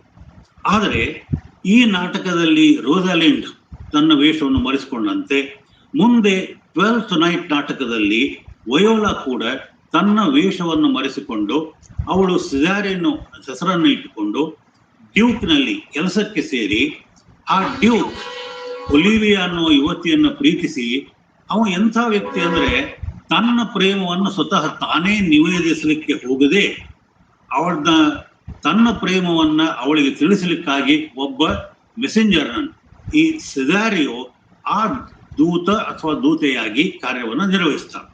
ಆದರೆ ಡ್ಯೂಕನನ್ನ ಮೊದಲ ನೋಟದಲ್ಲಿ ಅವಳ ಪ್ರೀತಿಸುವುದರಿಂದ ಅವಳ ಕೆಲಸ ಬಹಳ ಕಠಿಣವಾದದ್ದು. ಒಂದು ಕಡೆ ತಾನು ಸ್ವತಃ ಡ್ಯೂಕನನ್ನು ಪ್ರೀತಿಸ್ತಾ ಇದ್ದಾಳೆ, ಇನ್ನೊಂದು ಕಡೆ ಆ ಡ್ಯೂಕನ ಪ್ರೇಮವನ್ನ ಒಲಿವಿಯಾಗೆ ತಿಳಿಸಬೇಕು ಮತ್ತು ಅವಳು ಡ್ಯೂಕನನ್ನು ಪ್ರೇಮಿಸುವಂತೆ ಕನ್ವಿನ್ಸ್ ಮಾಡಬೇಕು. ಆದರೆ ಇದು ಕಾಂಪ್ಲಿಕೇಶನ್ ಇನ್ನು ಎಷ್ಟು ಜಾಸ್ತಿ ಆಗ್ತದೆ ಅಂದ್ರೆ ಒಲಿವಿಯಾ ಇಂದು ವೇಷದ ವಯೋಲಾ ಸಿಜಾರಿಯೋ ನೋಡಿ ಅವಳು ಸಿಜಾರಿಯನ್ನು ಪ್ರೇಮಿಸ್ತಾಳೆ. ಹೀಗೆ ಇದು ಪ್ರೇಮ ಕೇವಲ ತ್ರಿಕೋಣ ಪ್ರೇಮವಾಗದೆ ಇದು ನೀವು ಚೌಕೋನ ಪಂಚಕೋನ ಪ್ರೇಮ ಎಷ್ಟು ಕೋನಗಳನ್ನಾದರೂ ಜೋಡಿಸಬಹುದು. ಹಾಗೆ ಈ ಒಲಿವಿಯಾಗೆ ಅವಳ ಮನೆಯಲ್ಲಿದ್ದಂಥ ಒಬ್ಬ ಸ್ಟೀವರ್ಡ್ ಮ್ಯಾಲ್ವೋಲಿಯೋ ಅವನು ಅವಳನ್ನು ಪ್ರೀತಿಸ್ತಾನೆ. ಅವಳನ್ನು ಲಗ್ನ ಆಗಬೇಕು ಅಂತ ತಿಳ್ಕೊಂಡು ಒಬ್ಬ ಮುಠಾಳ ಸರ್ದಾರ್ ಆಂಡ್ರೂ ಆಗುಚಿ ಅನ್ನೋ ಅವನು ಬಂದಿರ್ತಾನೆ. ಹೀಗೆ ಅನೇಕ ಬಗೆಯ ಪ್ರೇಮ ಪ್ರಕರಣಗಳು ನಡೆದು ಕೊನೆಗೆ ಇದು ವಯೋಲಾ ಗಂಡು ವೇಷದ ಹುಡುಗಿ ಅಂತ ಗೊತ್ತಾಗ್ತದೆ. ಆಮೇಲೆ ವಯೋಲಾಳ ಅಣ್ಣ ಸೆಬಾಸ್ಟಿಯನ್, ಯಾರು ಈ ಅಣ್ಣ ತಂಗಿ ಭೀಕರ ಬಿರುಗಾಳಿಯಲ್ಲಿ ಹಡಗು ಒಡೆದು ಬೇರೆ ಬೇರೆ ಆಗಿದ್ರು, ಇಬ್ರು ಕೂಡಿ ಮತ್ತಲ್ಲಿ ಬಂದಾಗ ಎಲ್ಲ ಸಮಸ್ಯೆಗಳ ಬಗೆಹರಿದು ಅವರು ಮದುವೆಯಾಗಿ ತಮ್ಮ ಬರ್ತಾರೆ. ಹೀಗೆ ಈ ನಾಟಕಗಳಲ್ಲಿ ಪ್ರೀತಿ, ಪ್ರೇಮ, ಪ್ರಣಯ ಮತ್ತು ಅದರಿಂದ ಹುಟ್ಟುವಂತ ಸಮಸ್ಯೆಗಳು, ಈ ಎಲ್ಲ ಸಮಸ್ಯೆಗಳು ಕೊನೆಗೆ ಬಗೆಹರಿದು ಅವರು ತಮ್ಮ ವಿವಾಹ ಬಂಧನದಲ್ಲಿ ಸಿಲುಕಿ ಜೀವನ ರಥವನ್ನು ಎಳೆಯಕ್ಕೆ ಸಿದ್ಧರಾಗ್ತಾರೆ. ಇದಕ್ಕೆ ಮುಖ್ಯವಾಗಿ ನಾನು ಹೇಳಬೇಕಾದದ್ದಿಷ್ಟೇ, ಈ ಎಲ್ಲ ನಾಟಕಗಳು ನಡೆಯುವುದು ಫಾರ್ ಫ್ರಮ್ ದ ಬ್ಯಾಡಿಂಗ್ ಕ್ರೌಡ್, ಈ ಜನಜಂಗುಳಿಯ ಗದ್ದಲದಿಂದ ದೂರವಾಗಿ. ಅಲ್ಲಿ ಅರಮನೆ ಇಲ್ಲ, ರಾಜನ ಆಸ್ಥಾನ ಇಲ್ಲ, ನಗರ ಜೀವನ ಇಲ್ಲ. ಅವು ಎಲ್ಲೋ ಒಂದು ಕಡೆ ಯಾವುದೋ ಒಂದು ಕಾಡಿನಲ್ಲಿ, ಫಾರೆಸ್ಟ್ ಗಾರ್ಡನ್ ಅಥವಾ ಬೇರೊಂದು ದೇಶದಲ್ಲಿ, ಇಲೀರಿಯಾದಲ್ಲಿ ಅಥವಾ ವೆನಿಸ್ನಲ್ಲಿ, ಹೀಗೆ ತಮ್ಮ ದೇಶವನ್ನು ಬಿಟ್ಟು ಬೇರೆ ಕಡೆ ನಡೆಯುವುದು. ಇಲ್ಲಿ ಅವರು ಎಲ್ಲ ಒಂದು ರೀತಿಯ ಹಾಡು, ಸಂಗೀತ, ನೃತ್ಯ, ಜೋಕು, ಈ ರೀತಿಯ ಒಂದು ಸ್ವಚ್ಛಂದವಾದ ಜೀವನವನ್ನು ಕಳೆದು ಲಗ್ನ ಮಾಡಿಕೊಂಡು ಮತ್ತೆ ತಮ್ಮ ಸ್ವಂತ ಊರುಗಳಿಗೆ ಮರಳುತ್ತಾರೆ. ಅಂದ್ರೆ ಈ ಪ್ರೀತಿ ಪ್ರೇಮದ ಒಂದು ಅವಧಿ ಏನದಲ್ಲ, ಒಂದು ರೀತಿಯಿಂದ ಯಾವುದೇ ರೀತಿಯ ಹೊಣೆಗಾರಿಕೆ ಇಲ್ಲದಂತೆ ಇರುವಂತಹ ಒಂದು ಸ್ವಚ್ಛಂದ ಜೀವನ. ಮದುವೆಯಾಗಿ ಅವರು ಸಂಸಾರಕ್ಕೆ ಬೀಳೋದು ಅಂದ್ರೆ ಒಂದು ದೊಡ್ಡ ಜವಾಬ್ದಾರಿಯನ್ನು ವಹಿಸಿಕೊಂಡಂತೆ. ಈ ಜವಾಬ್ದಾರಿಯನ್ನ ವಹಿಸಿಕೊಳ್ಳಲಿಕ್ಕೆ ಅವರು ತಯಾರಾಗಿ ಈ ಚೆಲ್ಲಾದ ಒಂದು ಯಾವುದೇ ಒಂದು ಬಂಧನ ಇಲ್ಲದೆ ಇರುವಂತಹ ಜೀವನದಿಂದ ಜೀವನಕ್ಕೆ ತಿರುಗಿ ಜೀವನದ ಜವಾಬ್ದಾರಿಗಳನ್ನ, ಜೀವನದ ಕರ್ತವ್ಯಗಳನ್ನ ನಿಭಾಯಿಸಲಿಕ್ಕೆ ಏನು ಹೊಳಿ ಬರ್ತಾರಲ್ಲ, ಇದು ಈ ನಾಟಕಗಳ ಮುಖ್ಯವಾದಂತಹ ಕಥಾವಸ್ತು. ಮತ್ತು ಈ ನಾಟಕದಲ್ಲಿ ಸಾಮಾನ್ಯವಾಗಿ ನಾವು ಸಣ್ಣ ಸಣ್ಣ ವಿಷಯಗಳಿಗಿರೋದು, ಯಾಕಂದ್ರೆ ಈಗ ಇಲ್ಲಿ ಮೆಲಾಂಕಲಿ ಅಂದ್ರೆ ದುಃಖ, ಈ ಅಣ್ಣ ತಂಗಿ ಶಿಪ್ರೆಕ್ಕಿನಿಂದ ದೂರ ಆಗೋದು, ಅಥವಾ ಒಲಿವಿಯಾ ತಂದೆ ಸತ್ತು ಹೋಗಿ ಅವಳನ್ನು ಏಕಾಕಿಯಾಗಿಬಿಡು, ಇಂಥ ಸಣ್ಣ ಪುಟ್ಟ ದುಃಖದಾಯಕ ಘಟನೆಗಳು ಇರ್ತಾವ. ಆದ್ರೆ ಇವನ್ನೆಲ್ಲ ಮೀರಿ ಇಲ್ಲಿ ಪಾತ್ರಗಳು, ಹಾಡು, ಸಂಗೀತ, ನೃತ್ಯ, ನಾನು ಇಂಥ ಒಂದು ಇದೆ ಅಂತ ಒಂದು ಭಾಷಣ ಮಾಲಿಕೆಯಲ್ಲಿ ಹೇಳಿದ್ದೆ. ಈ ನಾಟಕಗಳಲ್ಲಿ ನಾವು ಪಾತ್ರಗಳನ್ನು ನೋಡೋದು ಮೂರು ಉದ್ಯೋಗದಲ್ಲಿ, to make love, to make songs, to make jokes ಅಂತ. ಇಲ್ಲ ಪ್ರೀತಿಯನ್ನು ಮಾಡಬೇಕು, ಇಲ್ಲ ಹಾಡನ್ನು ಕಟ್ಟಬೇಕು, ಇಲ್ಲ ಜೋಕ್ಸ್ ಮಾಡಬೇಕು. ಈ ರೀತಿಯ ಒಂದು ಕೇರ್ ಫ್ರೀ ಲೈಫ್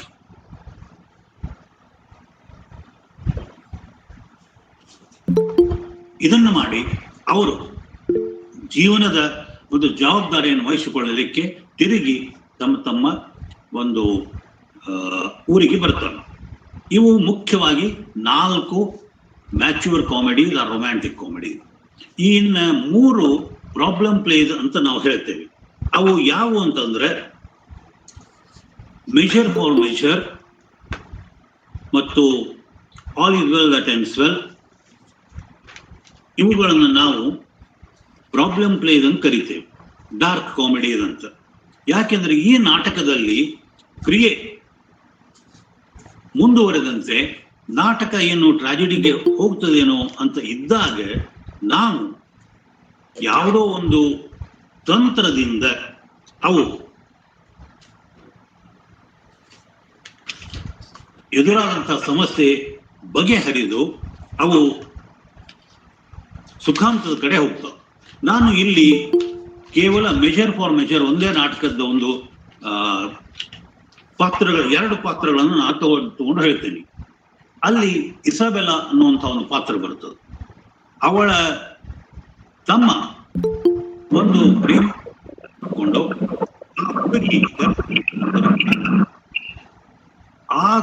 ಆಗಿನ ಕಾಲದ ಆ ಒಂದು ಕಾನೂನಿನ ಪ್ರಕಾರ ಅವನು ಮರಣದಂಡನೆ ಶಿಕ್ಷೆಗೆ ಗುರಿಯಾಗ್ತಾನೆ.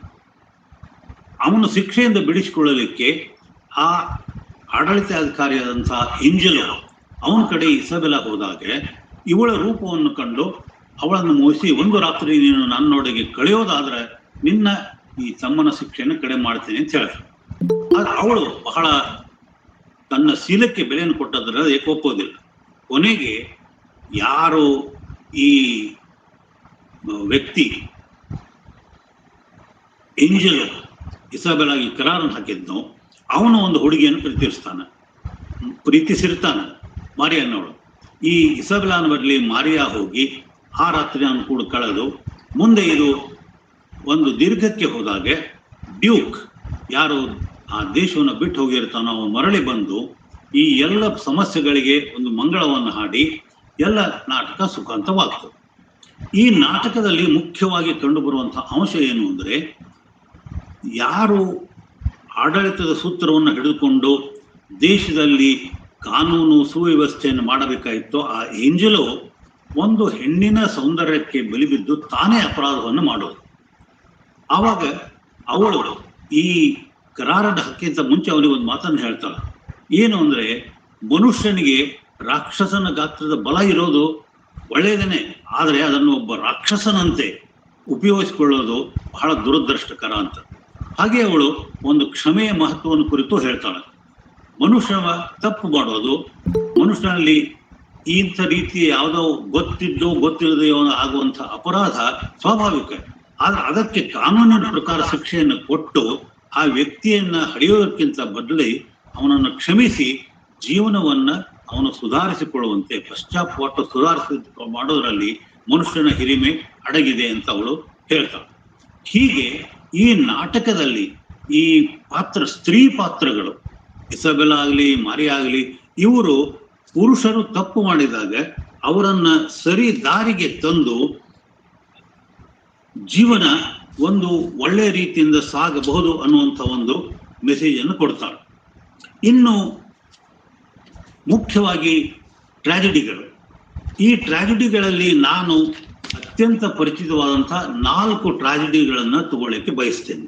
ಅವು 4: Macbeth, Hamlet, King Lear, Othello. Time ಉಳಿದ್ರೆ ರೋಮನ್ ಪ್ಲೇಸ್ದಲ್ಲಿ ಆಂಟನಿ ಅಂಡ್ ಕ್ಲಿಯೋಪಾಟ್ರಾ ಒಂದು ತಗೊಳ್ಬೇಕಂತ ಮಾಡೇನಿ. ಮ್ಯಾಕ್ಬೆತ್ದಲ್ಲಿ ಮಹತ್ವಾಕಾಂಕ್ಷಿಯಾದಂಥ ರಾಜ ಅಥವಾ ರಾಜನೂ ಆಗಿಲ್ಲವ, ಅವನಿಗೆ ಮಾಟಗಾತಿಯರು ಭವಿಷ್ಯವನ್ನು ಹೇಳಿ ನೀನು Duke of ಕಾಡರ್, Duke of then, ಕೊನೆಗೆ ಕಿಂಗ್ ಆಫ್ ಸ್ಕಾಟ್ಲೆಂಡ್ ಆಗ್ತಿ ಅಂದಾಗ ತಾನು ರಾಜನಾಗಬೇಕನ್ನುವಂಥ ಮಹತ್ವಾಕಾಂಕ್ಷೆ ಅವನಲ್ಲಿ ಹುಟ್ಟುತ್ತದೆ.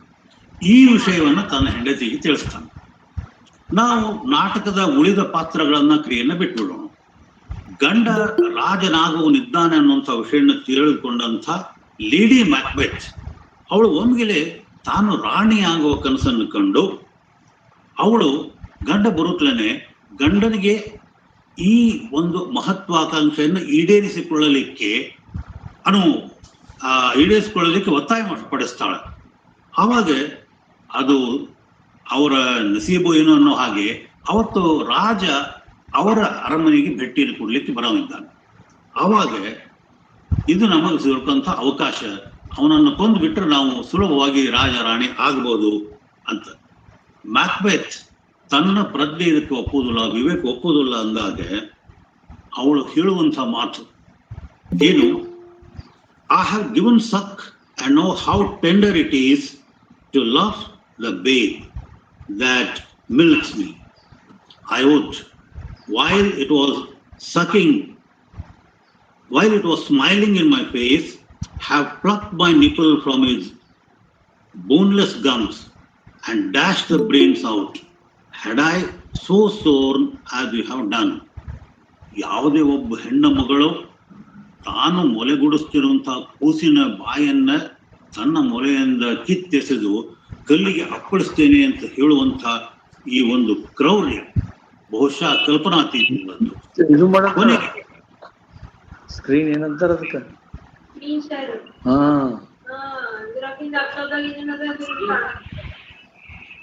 ಕರೆಕ್ಟ್.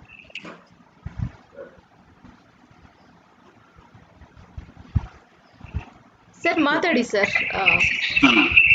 ಏನೋ ವಾಯ್ಸ್ ಡಿಸ್ಟರ್ಬೆನ್ಸ್ ಬಂತು, ಅದಕ್ಕೆ ಮ್ಯೂಟ್ ಮಾಡಿದ್ದೀನಿ ಸರ್.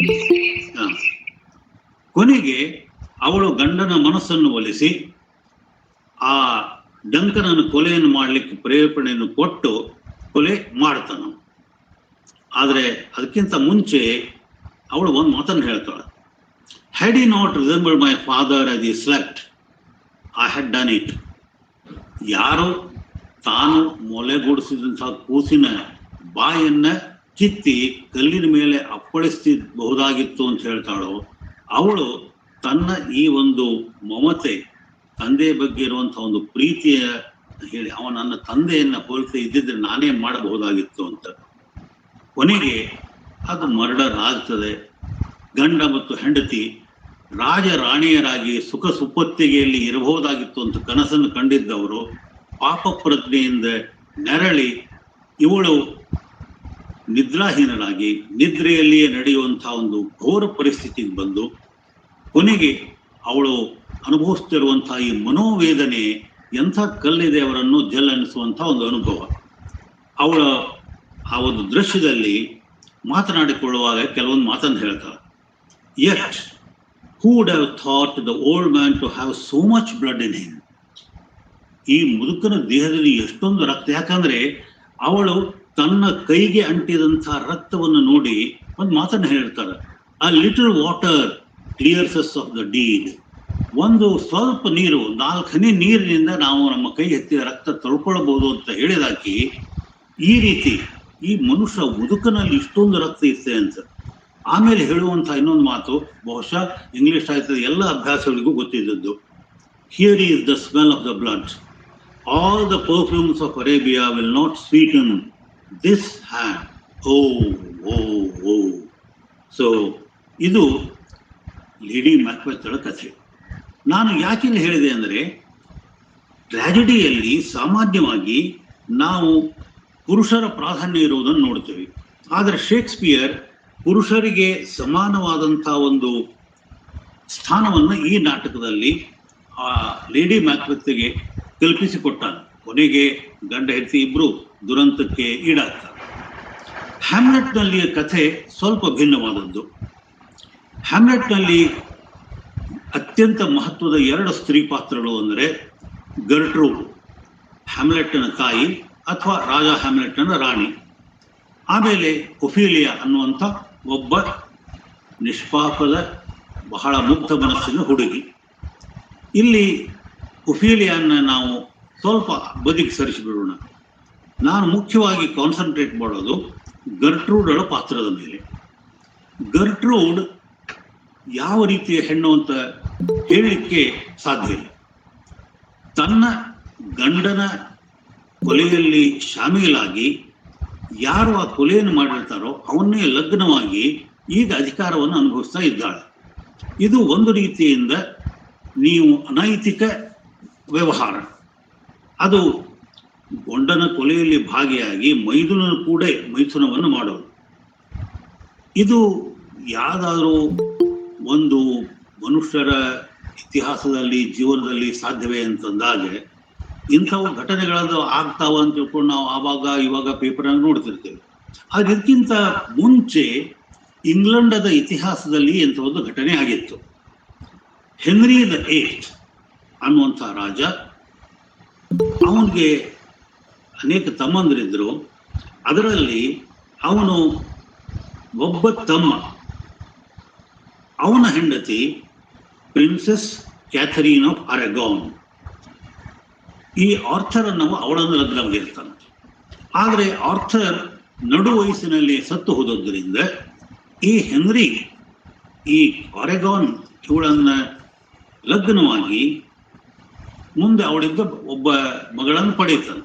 ಅದು ಇತಿಹಾಸಕ್ಕೆ ಬಿಟ್ಟಿದ್ದು. ಆದರೆ ಇಲ್ಲಿ ಗರ್ಟ್ರೂಡ್ ಒಬ್ಬ ಯಾವುದೇ ಒಂದು ಕಾರಣ ಇಲ್ಲದೇನೆ ಗಂಡನ ಕೊಲೆಗೆ ಕಾರಣಲಾಗಿ ಆ ತನ್ನ ಮೈದುನನ್ನು ಕೂಡ ಸಂಸಾರ ಮಾಡ್ತಾ ಇರೋದು ಹ್ಯಾಮ್ಲೆಟನ್ಗೆ ತಡೆದುಕೊಳ್ಳಿಕ್ಕಾಗೋದಿಲ್ಲ. ಇದು ಎಂಥ ಅನೀತಿಮಯವಾದಂಥ ವ್ಯವಹಾರ. ಇದನ್ನು ನಾವು ತಾಳ್ಕೊಳ್ಬೇಕೇನು. Something is rotten in the state of Denmark ಅಂತವನು ಉದ್ಗಾರವನ್ನು ತೆಗೆಯುತ್ತಾನೆ.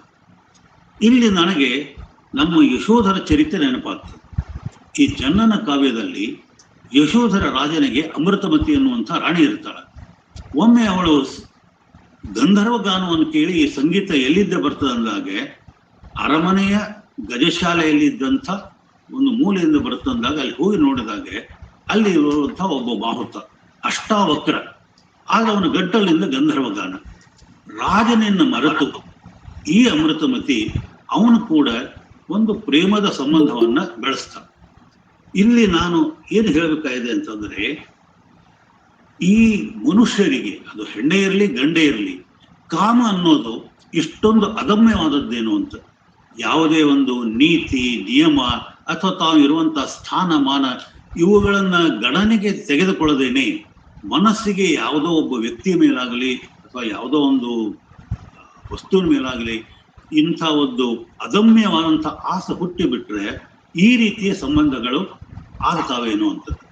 ಹಾಗೆ ನಾನು ಸ್ವಲ್ಪ ಓದ್ತಾ ಇದ್ದಾಗ ಇವತ್ತಿಗೂ ಕೂಡ ಪಂಜಾಬದ ಒಂದು ಜಾಟ್ ಸಮುದಾಯದಲ್ಲಿ ಅಕಸ್ಮಾತ್ ಅಣ್ಣ ತೀರ್ಕೊಂಡ್ರೆ ಅಣ್ಣನ ಹೆಂಡತಿ ಅಂದ್ರೆ ಅತ್ತಿಗೆ ಕೂಡ ಮೈದುನ ಲಗ್ನ ಮಾಡಿಕೊಳ್ಳಬಹುದು.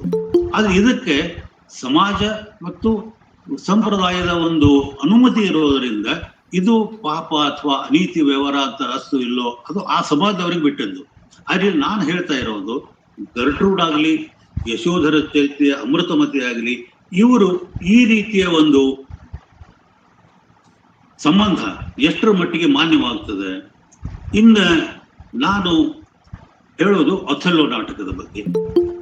ಅಥೆಲ್ಲೋನಲ್ಲಿ ಬರುವಂತಹ ಡೆಸ್ಡಿಮೋನಾ ಸದ್ಗುಣಿ, ಸುಶೀಲೆ ಮತ್ತು ಒಬ್ಬ ಆದರ್ಶಪ್ರಾಯವಾದಂಥ ಮಹಿಳೆ. ತನ್ನ ವಯಸ್ಸಿಗಿಂತಲೂ 2 ಪಟ್ಟು ವಯಸ್ಸಾದಂಥ ಅಥೆಲ್ಲೋನನ್ನ ಅವನ ಸಾಹಸ ಶೌರ್ಯಕ್ಕೆ ಮೆಚ್ಚಿ ಲಗ್ನ ಆದಾಕಿ. ಆದರೆ ಒಬ್ಬ ವಿಲನ್ ಅಥವಾ ನೀಚ ಮನುಷ್ಯನ ಚಾಡಿ ಮಾತುಗಳನ್ನು ಕೇಳಿಕೊಂಡು ಈ ಅಥೆಲ್ಲೋ ಅವಳನ್ನು ಕೊಂದು ಬಿಡ್ತಾನೆ. ಯಾರು ಅವನ ಬಗ್ಗೆ ಎಷ್ಟೊಂದು ನಿಷ್ಠೆಯನ್ನು ಇಟ್ಟುಕೊಂಡಿದ್ಲೋ, ಎಷ್ಟೊಂದು ಭಕ್ತಿಯನ್ನ ಇಟ್ಟುಕೊಂಡಿದ್ಲೋ ಅವಳನ್ನೇ ಕೊಂದು ಬಿಡೋರು.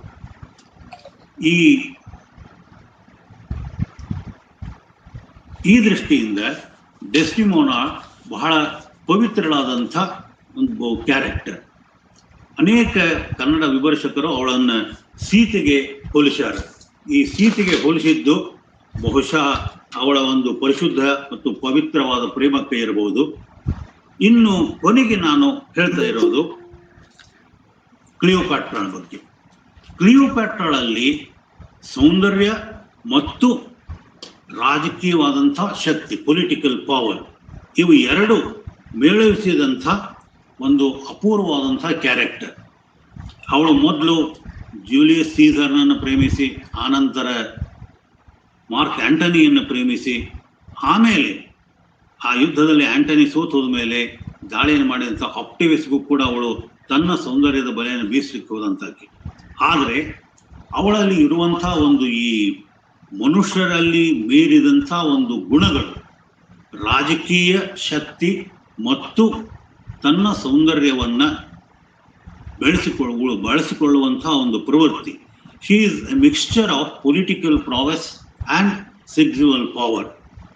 ಶೇಕ್ಸ್ಪಿಯರ್ ಅನೇಕ ಸಂದರ್ಭಗಳಲ್ಲಿ ಅವಳನ್ನು ಕುರಿತಾದಂಥ ಅನೇಕ ಮಾತುಗಳನ್ನು ಹೇಳ್ತಾಳೆ. ಅವಳ ಸೌಂದರ್ಯ ಯಾವ ಬಗೆಯದಿತ್ತು ಅಂತಂದ್ರೆ, ಅವಳಲ್ಲಿ ಅನುರಕ್ತನಾದವ ಅವನ ಕಾಮದ ವಾಸನೆ ತೀರಿದ್ರು ಕೂಡ ಆ ತೃಷೆ ಹಿಂಡ್ತಾ ಇದ್ದಿದ್ದಿಲ್ಲ, ಅಂತ ಒಂದು ಅನುಪಮವಾದ ಸೌಂದರ್ಯ ಅವಳದಿತ್ತು ಅಂತ. ಕೊನೆಗೆ ಅವಳು ಆಂಟನಿ ಯುದ್ಧದಲ್ಲಿ ಸೋತು ಹಿಂದಿರುಗಿ ಬಂದು ಅವಳ ತೋಳಿನಲ್ಲೇ ಮರೆಯಾದಾಗ ಅವನನ್ನು ಫಾಲೋ ಮಾಡಬೇಕಂತ ತಿಳ್ಕೊಂಡು ತಾನು ಒಬ್ಬ ಚಕ್ರವರ್ತಿನಿಯ ಒಂದು ವೇಷವನ್ನು ಧರಿಸಿ ತಾನು ಸಾಕಿದಂಥ 2 ವಿಷಕಾರಿಯಾದ ಹಾವುಗಳನ್ನು ತನ್ನ ಎದೆಗೆ ಹಾಕ್ಕೊಂಡು ಆ ಎದೆಗೆ ಕಚ್ಚಿಸಿಕೊಂಡು ಸಾಯ್ತಾಳು.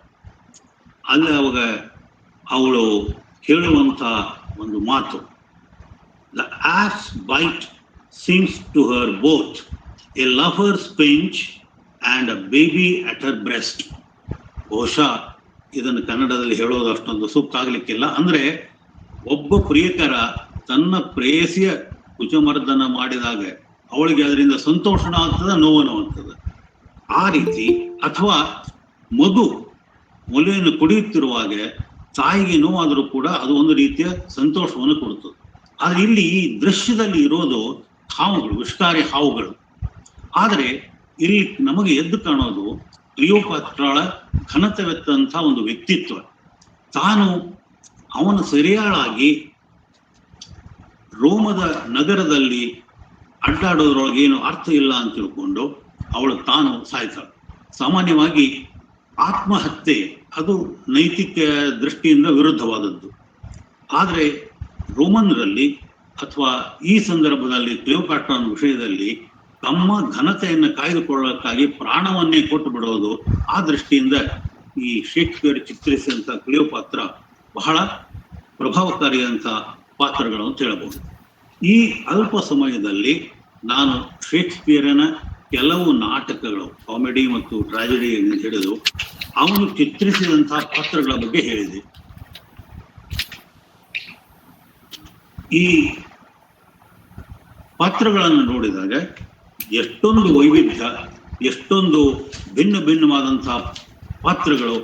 ಶೇಕ್ಸ್ಪಿಯರ್ ನಿಜವಾಗಿಯೂ ಕೊಟ್ಟಂತಹ ಈ ಪಾತ್ರಗಳ ಸೃಷ್ಟಿಯನ್ನು ನೋಡಿದಾಗ ವಿಲಿಯಂ ಬ್ಲೇಕನ ಒಂದು ಕವನದ ಸಾಲುಗಳು ನೆನಪಾಗ್ತಾವೆ. Did he who made the lamb make thee, ಅಂದ್ರೆ ಟೈಗರ್ ಅನ್ನುವಂತಹ ಕವಿತೆಯಲ್ಲಿ ಈ ಕುರಿಮರಿಯನ್ನು ಸೃಷ್ಟಿಸಿದಂತಹ ದೇವರೇ ಹುಲಿಯನ್ನು ಸೃಷ್ಟಿಸಿದೆ ಅಂತ. ಈ ಶೇಕ್ಸ್ಪಿಯರ್ನ ಪಾತ್ರಗಳ ವೈವಿಧ್ಯವನ್ನು ನೋಡಿದಾಗ ಎಂಥೆಂಥವ್ರನ್ನು ಸೃಷ್ಟಿ ಮಾಡೋಣ. ಬಹುಶಃ ಜೀವನದಲ್ಲಿ ಬರುವಂತಹ ಈ ಪಾತ್ರಗಳ ಒಂದು ವೈವಿಧ್ಯವನ್ನು ಅವನ ನಾಟಕಗಳಲ್ಲಿ ನಾವು ಕಾಣ್ತೇವೆ ಅಂತ ಹೇಳಿ, ಶೇಕ್ಸ್ಪಿಯರ್ನ ನಾಟಕಗಳಲ್ಲಿ ಸ್ತ್ರೀ ಪಾತ್ರಗಳನ್ನು ಕುರಿತು ಮಾತನಾಡಲಿಕ್ಕೆ ಅವಕಾಶವನ್ನು ಮಾಡಿಕೊಟ್ಟಂಥ ಧಾರವಾಡ ಕಟ್ಟೆ ಸಾಹಿತ್ಯಿಕ ಸಾಂಸ್ಕೃತಿಕ ವೇದಿಕೆಯ ಎಲ್ಲ ಪದಾಧಿಕಾರಿಗಳಿಗೆ, ವಿಶೇಷವಾಗಿ ಡಾಕ್ಟರ್ ಡೋಣೂರ್ ಅವರಿಗೆ ಹಾಗೂ ವಿಜಯಲಕ್ಷ್ಮಿ ಅವರಿಗೆ, ಪ್ರಕಾಶ್ ಅವರಿಗೆ ನಾನು ವೈಯಕ್ತಿಕವಾಗಿ ಕೃತಜ್ಞತೆಯನ್ನು ಸಲ್ಲಿಸಿ ನನ್ನ ಮಾತುಗಳನ್ನು ಮುಗಿಸ್ತೇನೆ. ಎಲ್ಲರಿಗೂ ಧನ್ಯವಾದಗಳು, ನಮಸ್ಕಾರ. ಧನ್ಯವಾದಗಳು ಪ್ರೊಫೆಸರ್ ವಿ.ಟಿ. ನಾಯಕ್ ಸರ್. ಶೇಕ್ಸ್ಪಿಯರ್ನ ನಾಟಕದಲ್ಲಿರುವ ಸ್ತ್ರೀ ಪಾತ್ರಗಳ ಬಗ್ಗೆ ತುಂಬಾ ಆಳವಾದ ಇನ್ಸೈಟ್ಸ್ಗಳನ್ನು ತಾವು ನೀಡಿದ್ದೀರಿ. ಈಗ ಪ್ರೊಫೆಸರ್ ಬಸವರಾಜ್ ಡೋಣೂರ್ ಸರ್, ಅಧ್ಯಕ್ಷರು ಧಾರವಾಡ ಕಟ್ಟೆ ಧಾರವಾಡ ಹಾಗೂ ಕುಲಸಚಿವರು ಕರ್ನಾಟಕ ಕೇಂದ್ರೀಯ ವಿಶ್ವವಿದ್ಯಾಲಯ ಕಲಬುರಗಿ, ಇವರು ಕೆಲವೊಂದು ಮಾತುಗಳನ್ನು ಆಡಬೇಕೆಂದು ವಿನಂತಿ. Over to professor Basavaraj Donur sir. Sir, am I audible, Prakash? Yes, sir. You are audible, sir. ಎಲ್ಲರಿಗೂ ನಮಸ್ಕಾರ. ಇಲ್ಲಿವರೆಗೆ ನಾವು ವಿ.ಟಿ. ನಾಯಕ್ ಸರ್ ಅವರ ಮಾತುಗಳನ್ನು ಕೇಳಿದೆವು. ಶೇಕ್ಸ್ಪಿಯರ್ನ ನಾಟಕಗಳ ಬಗ್ಗೆ, ಶೇಕ್ಸ್ಪಿಯರ್ನ ಸ್ತ್ರೀ ಪಾತ್ರಗಳ ಬಗ್ಗೆ ಅವರು ಸುಮಾರು ಒಂದು ಗಂಟೆವರೆಗೆ ನಮ್ಮೊಂದಿಗೆ ತಮ್ಮ ಅಧ್ಯಯನವನ್ನು ಹಂಚಿಕೊಂಡ್ರು. ಅನೇಕ ಮಹತ್ವದ ಮಾತುಗಳನ್ನ ಅವರು ಆಡಿದ್ರು, ಅನೇಕ ಒಳನೋಟಗಳನ್ನ ಅವರು ನೀಡಿದ್ರು. ನಾನು ಇಲ್ಲಿ ಒಂದು ಉಪನ್ಯಾಸ ನೀಡಲಿಕ್ಕೆ ಹೋಗುವುದಿಲ್ಲ, ಸುಮ್ಮನೆ ಒಂದು 5-10 ನಿಮಿಷಗಳ ಅವಧಿಯಲ್ಲಿ ನನ್ನ ಕೆಲವು ಮಾತುಗಳನ್ನ ಈ ಸಂದರ್ಭದಲ್ಲಿ ಹಂಚಿಕೊಳ್ಳಿಕ್ಕೆ ಇಷ್ಟಪಡ್ತೇನೆ. ಶೇಕ್ಸ್ಪಿಯರ್ನ ಸ್ತ್ರೀ ಪಾತ್ರಗಳ ಬಗ್ಗೆ ಸಾಕಷ್ಟು ಬರಹ ಬಂದಿದೆ, ಸಾಕಷ್ಟು ವಿಮರ್ಶೆ ಬಂದಿದೆ. ಆಗಲೇ ನಾಯಕ್ ಸರ್ ಅವರು ಹೇಳಿದ್ರು, ಶೇಕ್ಸ್ಪಿಯರ್ ನಾಯಕರನ್ನ ಸೃಷ್ಟಿ ಮಾಡಿಲ್ಲ, ಕೇವಲ ನಾಯಕಿಯರನ್ನ ಸೃಷ್ಟಿ ಮಾಡಿದ ಅಂತ. ಅವನ ಸ್ತ್ರೀ ಪಾತ್ರಗಳ ಬಗ್ಗೆ ಅನೇಕ ರೀತಿಯ ವಿಮರ್ಶೆ ಬಂದಿದೆ. But he has created very powerful female characters. ಅತ್ಯಂತ ಸಶಕ್ತವಾದ ಸ್ತ್ರೀ ಪಾತ್ರಗಳನ್ನ ಶೇಕ್ಸ್ಪಿಯರ್ ಕ್ರಿಯೇಟ್ ಮಾಡಿದ್ದಾನೆ. ಅವನ ಅನೇಕ ರುದ್ರ ನಾಟಕಗಳಲ್ಲಿ, ದುರಂತ ನಾಟಕಗಳಲ್ಲಿ ಸ್ತ್ರೀಯರು ಅತ್ಯಂತ ಪ್ರಮುಖವಾದ ಪಾತ್ರವನ್ನ ವಹಿಸಿದ್ದಾರೆ. ಒಂದು ವಿ.ಟಿ. ನಾಯಕ್ ಅವರ ಮಾತುಗಳನ್ನು ಕೇಳ್ತಿರ್ಬೇಕಾದ್ರೆ ನನಗೆ ಒಂದು ಘಟನೆ ಜ್ಞಾಪಕಕ್ಕೆ ಬಂತು. 17ನೇ ಶತಮಾನದಲ್ಲಿ ಇಂಗ್ಲೆಂಡ್ನಲ್ಲಿ ಒಂದು ಘಟನೆ ಜರುಗಿತು. ಒಬ್ಬ ಹೆಣ್ಣು ಮಗಳು she was on death bed, ಇನ್ನೇನು ಅವಳು ಸತ್ತು ಹೋಗಿದ್ಲು. ಆಗ ಆ ಮನೆಗೆ ಒಬ್ಬ ಪಾದ್ರಿಯನ್ನ ಕರೆಸಲಾಗ್ತದೆ, ಪ್ರೀಸ್ಟ್ ಅನ್ನ ಕರೆಸಲಾಗ್ತದೆ. ಆ ಪಾದ್ರಿಯ ಸಾಯ್ತಿರುವ ಹೆಣ್ಣು ಮಗಳಿಗೆ ಒಂದು ಪ್ರಶ್ನೆಯನ್ನ ಕೇಳ್ತಾನೆ. What is your last wish? ನಿನ್ನ ಕೊನೆಯ ಆಸೆ ಏನು ಅಂತ ಹೆಣ್ಣು ಮಗಳಿಗೆ ಪಾದ್ರಿ ಕೇಳ್ತಾನೆ. ಆಗ ಹೆಣ್ಮಗಳು ಕೇಳ್ತಾಳೆ, ನನ್ನ ಜೀವನದ ಕೊನೆಯ ಆಸೆ ಏನು ಅಂತಂದ್ರೆ ಡೆಸ್ಡೆಮೊನಾಳನ್ನ ಮತ್ತೊಂದು ಸಲ ನಾನು ರಂಗಭೂಮಿಯಲ್ಲೇ ನೋಡ್ಬೇಕು.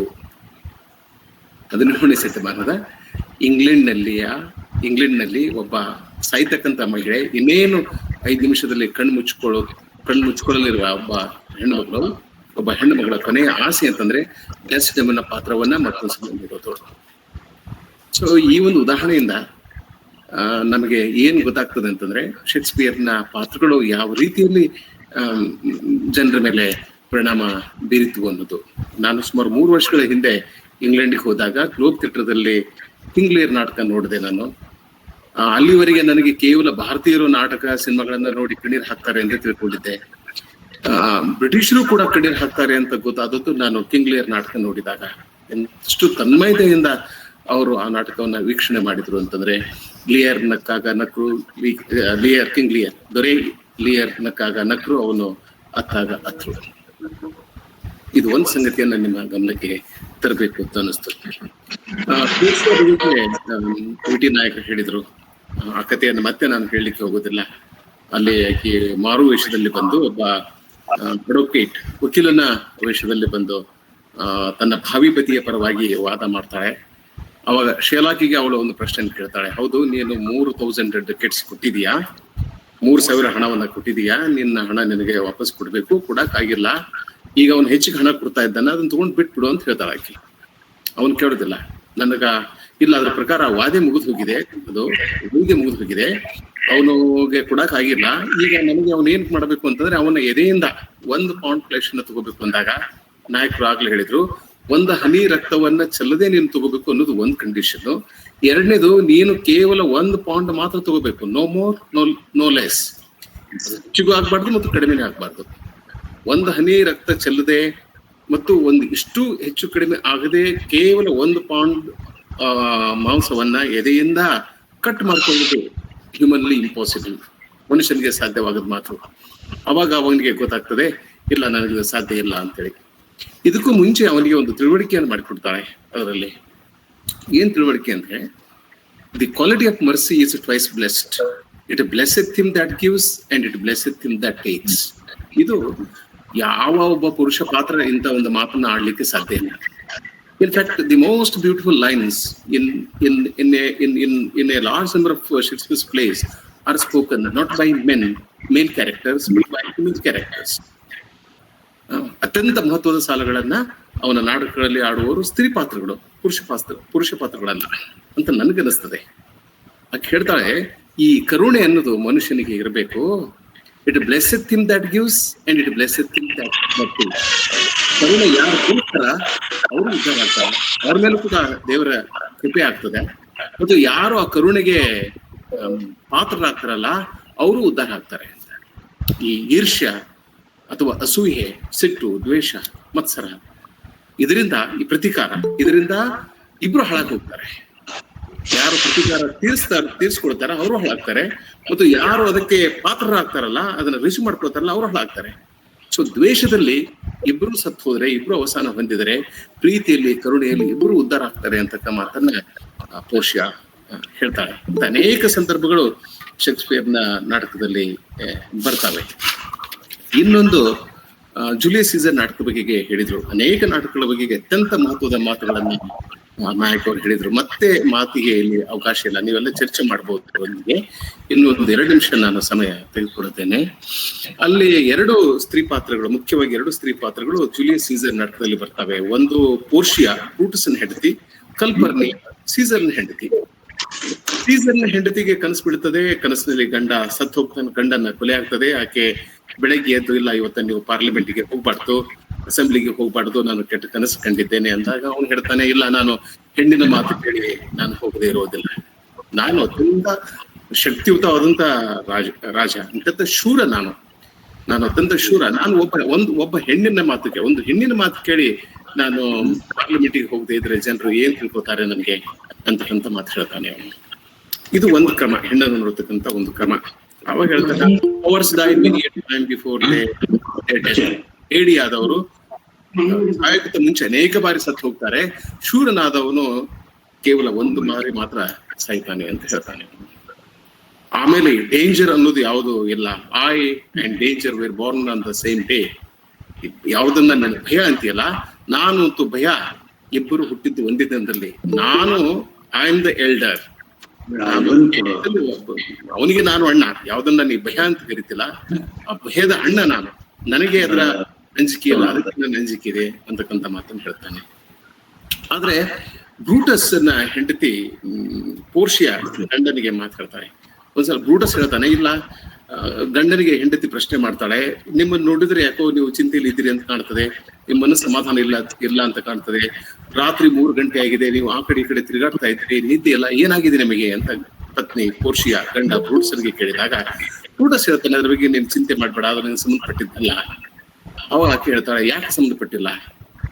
ನಿಮಗೆ ಅಡಿಗೆ ಮಾಡಿಕೊಡುವವಳು ನಾನು, ನಿಮಗೆ ಹೊಟ್ಟಿಗೆ ಊಟ ಮಾಡಿಕೊಡುವವಳು ನಾನು, ನಿಮ್ಮ ಜೊತೆ ಬೆಡ್ ಹಂಚಿಕೊಳ್ಳುವವಳು ನಾನು, ನಿಮ್ಮ ಸುಖ ದುಃಖದಲ್ಲಿ ನನಗೆ ಪಾಲಿಲ್ವೇ?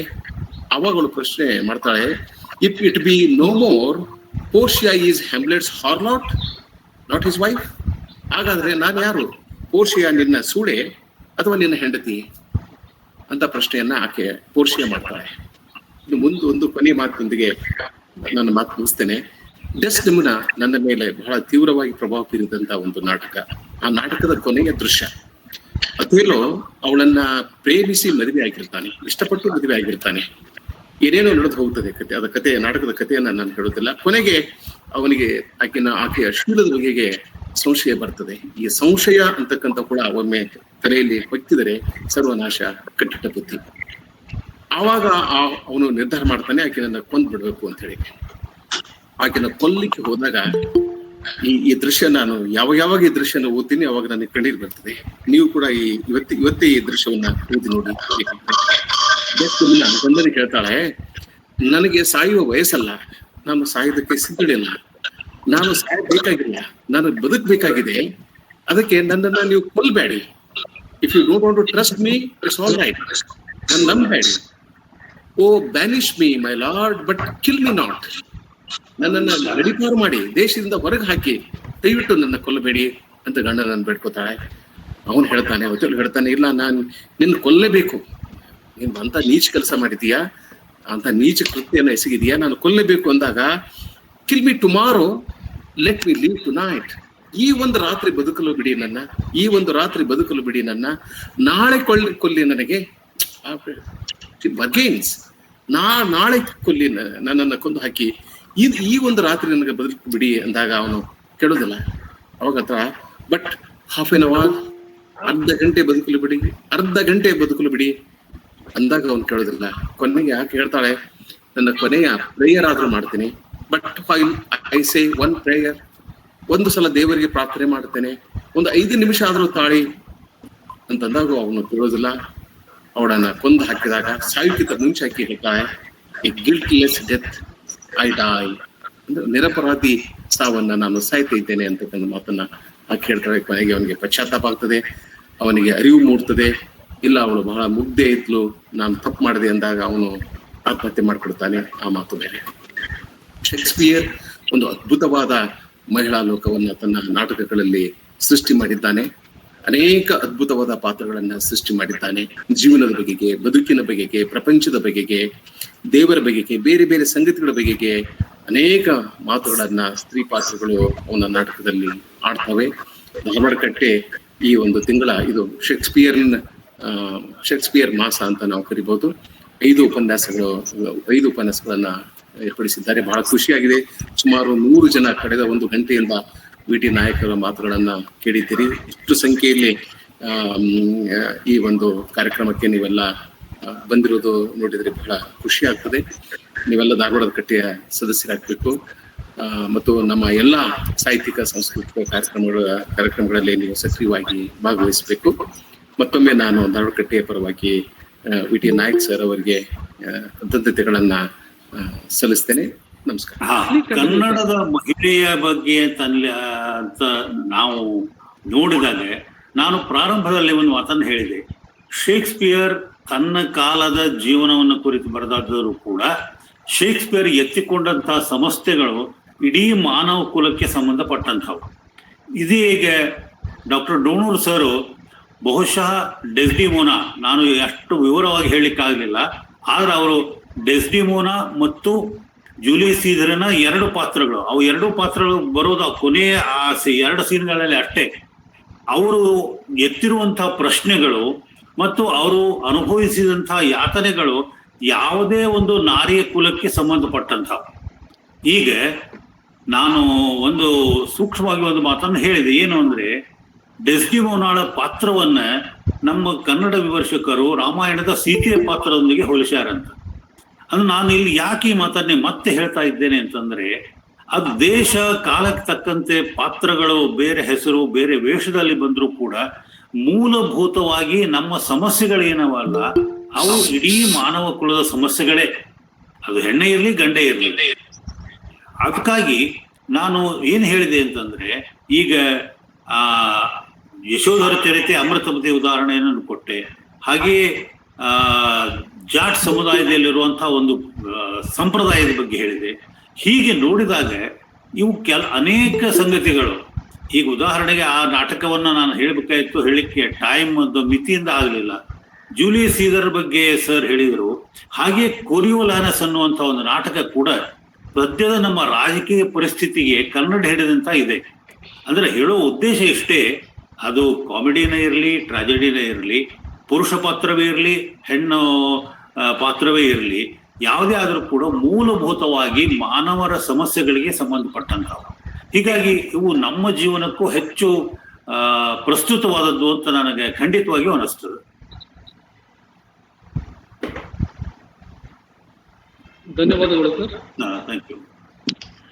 ಈಗ ಯಾರಾದ್ರೂ ಕೇಳುಗರು ನೇರವಾಗಿ ಪ್ರೊಫೆಸರ್ ನಾಯಕ್ ಸರ್ಗೆ ಪ್ರಶ್ನೆಗಳನ್ನ ಕೇಳಬಹುದು.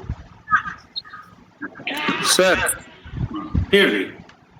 ನಾಯಕ್ ಸರ್, ನೀವು ಹೇಳಿದ explanation was very good sir. But ನೀವು ಒಂದೊಂದು ಡ್ರಾಮಾ ಬಗ್ಗೆ ಸ್ವಲ್ಪ ಎಕ್ಸ್ಪ್ಲೇನ್ ಬಹಳ ಚಂದ ಮಾಡಿದ್ರಿ ಸರ್.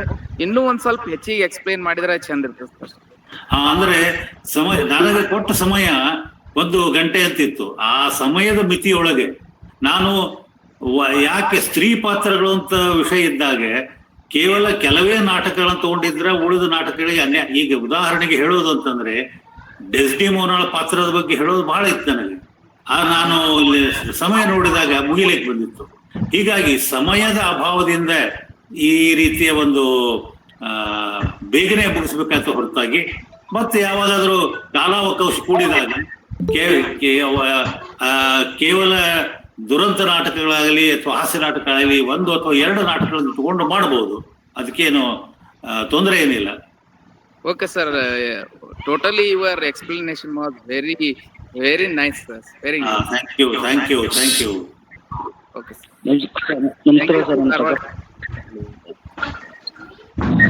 ಸರ್ ನಮಸ್ಕಾರ ಸರ್, ಪ್ರಕಾಶ್ ಅಂತ ಹೇಳಿ. ಹೇಳಿ ಸರ್, ನನ್ನ ಪ್ರಶ್ನೆ ಶೇಕ್ಸ್ಪಿಯರ್ ತಮ್ಮ ನಾಟಕಗಳಲ್ಲಿ ಅವರು ಪಾತ್ರಗಳನ್ನ ಸ್ತ್ರೀ ಪಾತ್ರ ಚಿತ್ರಣಗಳನ್ನ ಅನೇಕ ರೀತಿಯಲ್ಲಿ ವರ್ಣನೆ ಮಾಡಿದ್ದಾರೆ ಅಂತ ಹೇಳಿದ್ರಿ. ತಮ್ಮ ದೃಷ್ಟಿಕೋನದಲ್ಲಿ ಶೇಕ್ಸ್ಪಿಯರ್ನ ಒಂದು ಪಾತ್ರ ಚಿತ್ರಣ ಅವರು ಹೇಗೆ ನಿರ್ವಚನ ಮಾಡಿದ್ರು ಅಂತೇಳಿ ತಾವು ಹೇಗೆ ಅವರ ಶೇಕ್ಸ್ಪಿಯರ್ನ ಸಮರ್ಥನೆ ಮಾಡ್ಕೊಳ್ತೀರಿ, ಅಥವಾ ಪಾತ್ರ ಚಿತ್ರಣಗಳಲ್ಲಿ ಏನಾದ್ರು ಇನ್ನೂ ಕೂಡ ಪ್ರಾಡಾಗಿ ಅಥವಾ ಆ ಒಂದು ಕಾಲಘಟ್ಟದಲ್ಲಿ ಚಿತ್ರಣಗಳನ್ನ ಚೆನ್ನಾಗಿ ಹೇಳ್ಬೋದಾಗಿತ್ತು ಅಂತ ಹೇಳಿ ತಮ್ಗೇನಾದ್ರು ಅನ್ಸುತ್ತೆ ಸರ್? ನನಗೆ ನನ್ನ ವೈಯಕ್ತಿಕ ಇಲ್ಲಿ ಶೇಕ್ಸ್ಪಿಯರನ ಕಾಲಘಟ್ಟ ಮತ್ತು ಅವನ ಒಂದು ಪಾತ್ರ ಚಿತ್ರಣ ನೋಡಿದಾಗ ಅನೇಕರು ನೀವು ಕೇಳಿದಂತ ಪ್ರಶ್ನೆಯನ್ನು ಕೇಳ್ಯಾರ. ಅಂದ್ರೆ ಯಾವ ಅರ್ಥದಲ್ಲಿ ಅಂತಂದ್ರೆ, ಶೇಕ್ಸ್ಪಿಯರನ ನಾಟಕಗಳಿಗೆ ನಾವು ಇಷ್ಟೆಲ್ಲ ಅರ್ಥವನ್ನೇನು ಹುಡುಕ್ತಾ ಇದ್ದೇವೆ, ನಿಜವಾಗಿಯೂ ಶೇಕ್ಸ್ಪಿಯರ್ ಈ ಅರ್ಥಗಳನ್ನ ಅವನ ನಾಟಕಗಳಲ್ಲಿ ಅಥವಾ ಪಾತ್ರಗಳಲ್ಲಿ ಹುದುಗಿಸಿದ್ದೇನೆ ಅನ್ನೋದು. ಈಗ ಇವತ್ತಿಗೂ ಕೂಡ ಸುಮಾರು 500 ವರ್ಷ ಆದ್ರೂ ಕೂಡ ಇನ್ನೂ ಹ್ಯಾಮ್ಲೆಟ್ ನಾಟಕದ ಬಗ್ಗೆ ಸಾಕಷ್ಟು ಚರ್ಚೆಗಳಾಗ್ತಾ ಇವೆ. ಅಂದ್ರೆ ನಾ ಹೇಳೋ ಉದ್ದೇಶ ಏನು ಅಂದ್ರೆ, ಶೇಕ್ಸ್ಪಿಯರ್ ತನ್ನ ಕಾಲಘಟ್ಟದಲ್ಲಿ ತನ್ನ ಎದುರಿಗೆ ಇದ್ದಂತಹ ಪ್ರೇಕ್ಷಕರನ್ನು ಕುರಿತು ಪ್ರೇಕ್ಷಕರಿಗೆ ಏರ್ಬೇಕಾಯ್ತು ಆ ರೀತಿಯ ಚಿತ್ರಣವನ್ನು ಒಂದು ಕೊಟ್ಟ. ಈಗ ಉದಾಹರಣೆಗೆ ಹೇಳ್ಬೇಕಂದ್ರೆ, ಇವತ್ತು ಹ್ಯಾಮ್ಲೆಟ್ ಬಹಳ ದೊಡ್ಡ ಸೈಕಾಲಜಿಕಲ್ ಟ್ರಾಜಿಡಿ ಅಂತ ನಾವು ಹೇಳ್ತಾ ಇದ್ದೇವೆ. ಆದ್ರೆ ಇಡೀ ಹ್ಯಾಮ್ಲೆಟ್ ನಾಟಕವನ್ನು ಓದಿದಾಗ ಅಲ್ಲಿ ಆಗಿನ ಕಾಲದ ಎದುರಿಗೆ ಏನೇನು ಮನೋರಂಜನೆಯ ವಸ್ತುಗಳು ಬೇಕಾಗಿದ್ವು. ಅಂದ್ರೆ ಇಡೀ ಹ್ಯಾಮ್ಲೆಟ್ ನಾಟಕದಲ್ಲಿ ಒಟ್ಟು 10 ಹೆಣ ಬೀಳ್ತಾವ. ಒಂದು ಗೋಸ್ಟ್ ಅನೇಕ ದೃಶ್ಯಗಳಲ್ಲಿ ಬರುವಂತಹ ಒಂದು ದೃಶ್ಯ ಅದ. ಈ ಸ್ಮಶಾನ ಭೂಮಿಯಲ್ಲಿ ಗೋರಿಯಲ್ಲಿ ಫೈಟಿಂಗ್ ಆಗ್ತದೆ.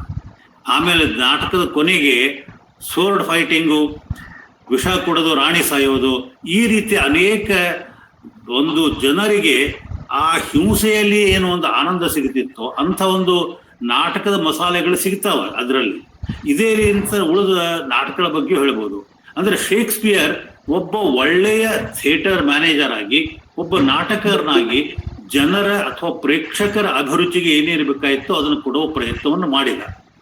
ಸಾಹಿತ್ಯದ ಅಭ್ಯಾಸಗಳು, ವಿಮರ್ಶಕರು ನಾವು ಅವುಗಳನ್ನು ಸಾಹಿತ್ಯ ಕೃತಿಗಳಾಗಿ ಓದಿದಾಗ ನಮ್ಮ ದೃಷ್ಟಿಕೋನದಿಂದ ಯಾವ್ಯಾವ ಅರ್ಥವನ್ನು ನಾವು ಪಡೆಯುತ್ತೇವೋ ಅದನ್ನು ಪಡೆಯಬಹುದು.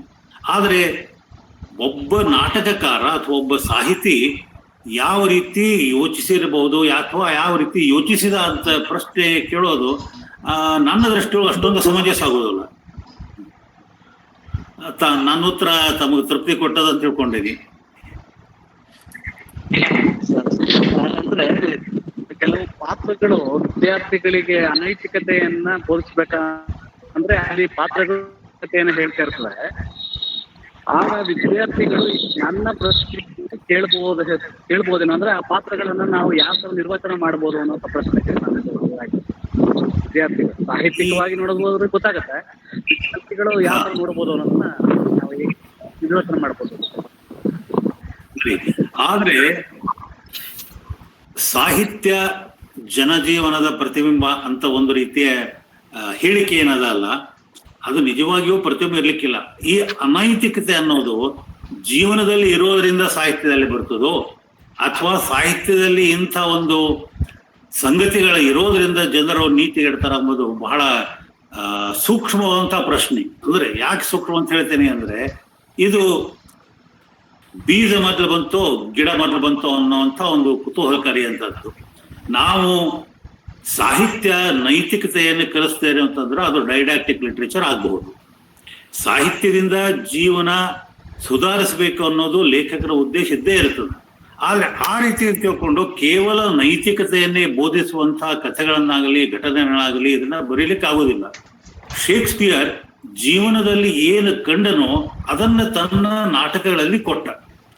ಒಂದು ವೇಳೆ ಜೀವನದಲ್ಲಿ ಇದ್ರೆ ಅವನು ಶೇಕ್ಸ್ಪಿಯರ್ ಅಂದೇನೂ ತಪ್ಪಿಲ್ಲ. ಯಾಕಂದ್ರೆ ಅವನ ಕಾಲದ ಸಮಾಜದಲ್ಲಿ ಏನೇನಿದ್ದು, ಈಗ ನಾನು ಹ್ಯಾಮ್ಲೆಟದ ಉದಾಹರಣೆಯನ್ನು ಕೊಟ್ಟೆ. ಅದರಲ್ಲಿ ಗರ್ಟ್ರೂಡ್ ತನ್ನ ಗಂಡರ ಕೊಲೆಯಲ್ಲಿ ಭಾಗಿಯಾಗಿ ಗಂಡನ ತಮ್ಮನನ್ನೇ ಲಗ್ನ ಆಗೋದು ಬ್ರಿಟಿಷ್ ಇತಿಹಾಸದಲ್ಲಿ ನಡೆದಂತಹ ಒಂದು ಘಟನೆ. ಅಂದ್ರೆ ನೀವು ಗರ್ಟ್ರೂಡನ ನಡತೆ ತಪ್ಪು ಅನೈತಿಕ ಅಂತಂದ್ರೆ ರಾಜ ಮಾಡಿದ್ದೇನು, ತನ್ನ ಅಣ್ಣನ ಹೆಂಡತಿಯನ್ನೇ ಲಗ್ನ ಆಗಿ ಅವಳಿಂದ ಒಂದು ಮಗಳನ್ನು ಪಡಿತಾನು. ಅದು ನಿಜ ಜೀವನದಲ್ಲಿ ಇದು ನಡೆದು ಜನ ಸುಮ್ಮನಿದ್ರ ಅಥವಾ ಸುಮ್ಮನಿದ್ರು ಅವು ಯಾವ ರೀತಿ ಪ್ರತಿಕ್ರಿಯೆ ಕೊಟ್ಟರು ನಮಗ್ ಗೊತ್ತಿಲ್ಲ. ಆದ್ರೆ ಜೀವನದಲ್ಲಿ ಇಂಥ ಘಟನೆಗಳು ನಡೆದಾಗ ಅಂಥ ಘಟನೆಗಳನ್ನ ನಾಟಕಕ್ಕೆ ಒಂದು ನಾಟಕೀಯ ದೃಷ್ಟಿಯಿಂದ ನಾಟಕಕಾರ ಉಪಯೋಗಿಸ್ಕೊಂಡ್ರ ಅವಂದೇನು ತಪ್ಪು ಇಲ್ಲ ಅಂತ ನನ್ನ ವೈಯಕ್ತಿಕ ಅಭಿಪ್ರಾಯ. ಇಲ್ಲಿ ಸರ್ ಮಾತಿಗೆ ಒಂದು ನನ್ನ ಮಾತನ್ನ ಸೇರಿಸಬಹುದು ಅಂತ ಕಾಣ್ತದೆ. ಇಂಥ ಒಂದು ಆಪಾದನೆ ಶೇಕ್ಸ್ಪಿಯರ್ ಮೇಲೆ ಇದೆ. ಒಬ್ಬ ವಿಮರ್ಶಕ ಹೇಳ್ತಾನೆ, Shakespeare should be hanged for creating ಇಮೋರಲ್ characters ಅಂತಕ್ಕಂಥ ಅತಿರೇಕದ ವಿಮರ್ಶೆ ಕೂಡ ಬಂದಿದೆ ಶೇಕ್ಸ್ಪಿಯರ್ನ ಪಾತ್ರಗಳ ಬಗೆಗೆ. ಆದ್ರೆ ವಿ ಟಿ ನಾಯಕ್ ಅವರು ಹೇಳಿದ ಹಾಗೆ ಶೇಕ್ಸ್ಪಿಯರ್ನ ನಾಟಕದ ಉದ್ದೇಶ ಈ ಕೆಟ್ಟ ಪಾತ್ರಗಳನ್ನ ಸೃಷ್ಟಿ ಮಾಡೋದು ಅಥವಾ ಮಾಡೋದಾಗಿರ್ಲಿಲ್ಲ.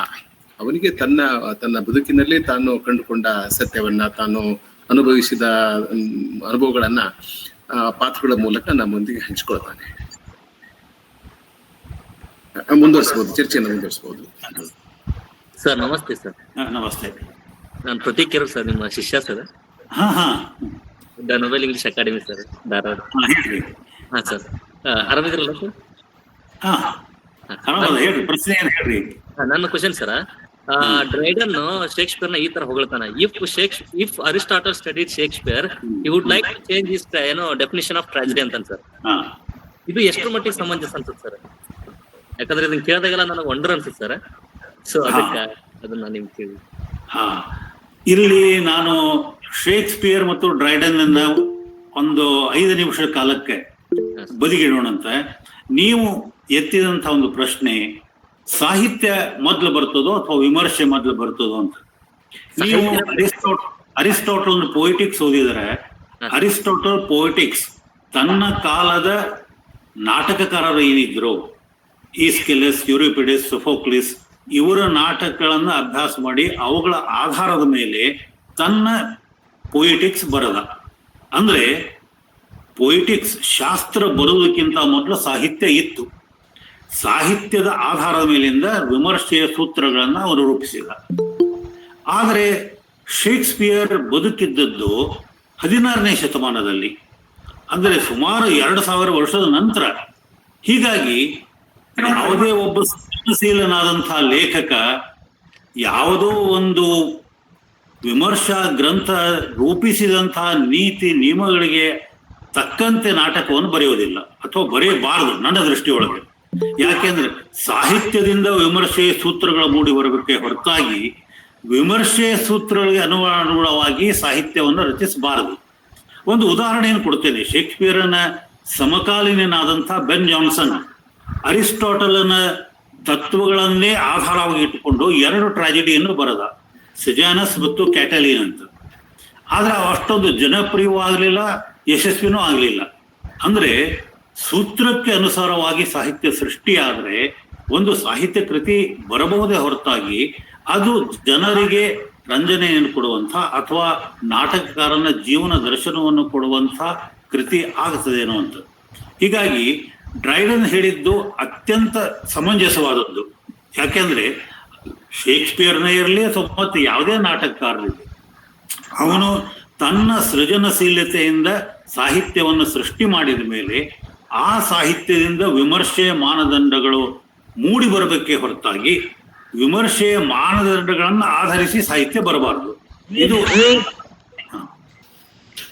ಹೇಳಿ.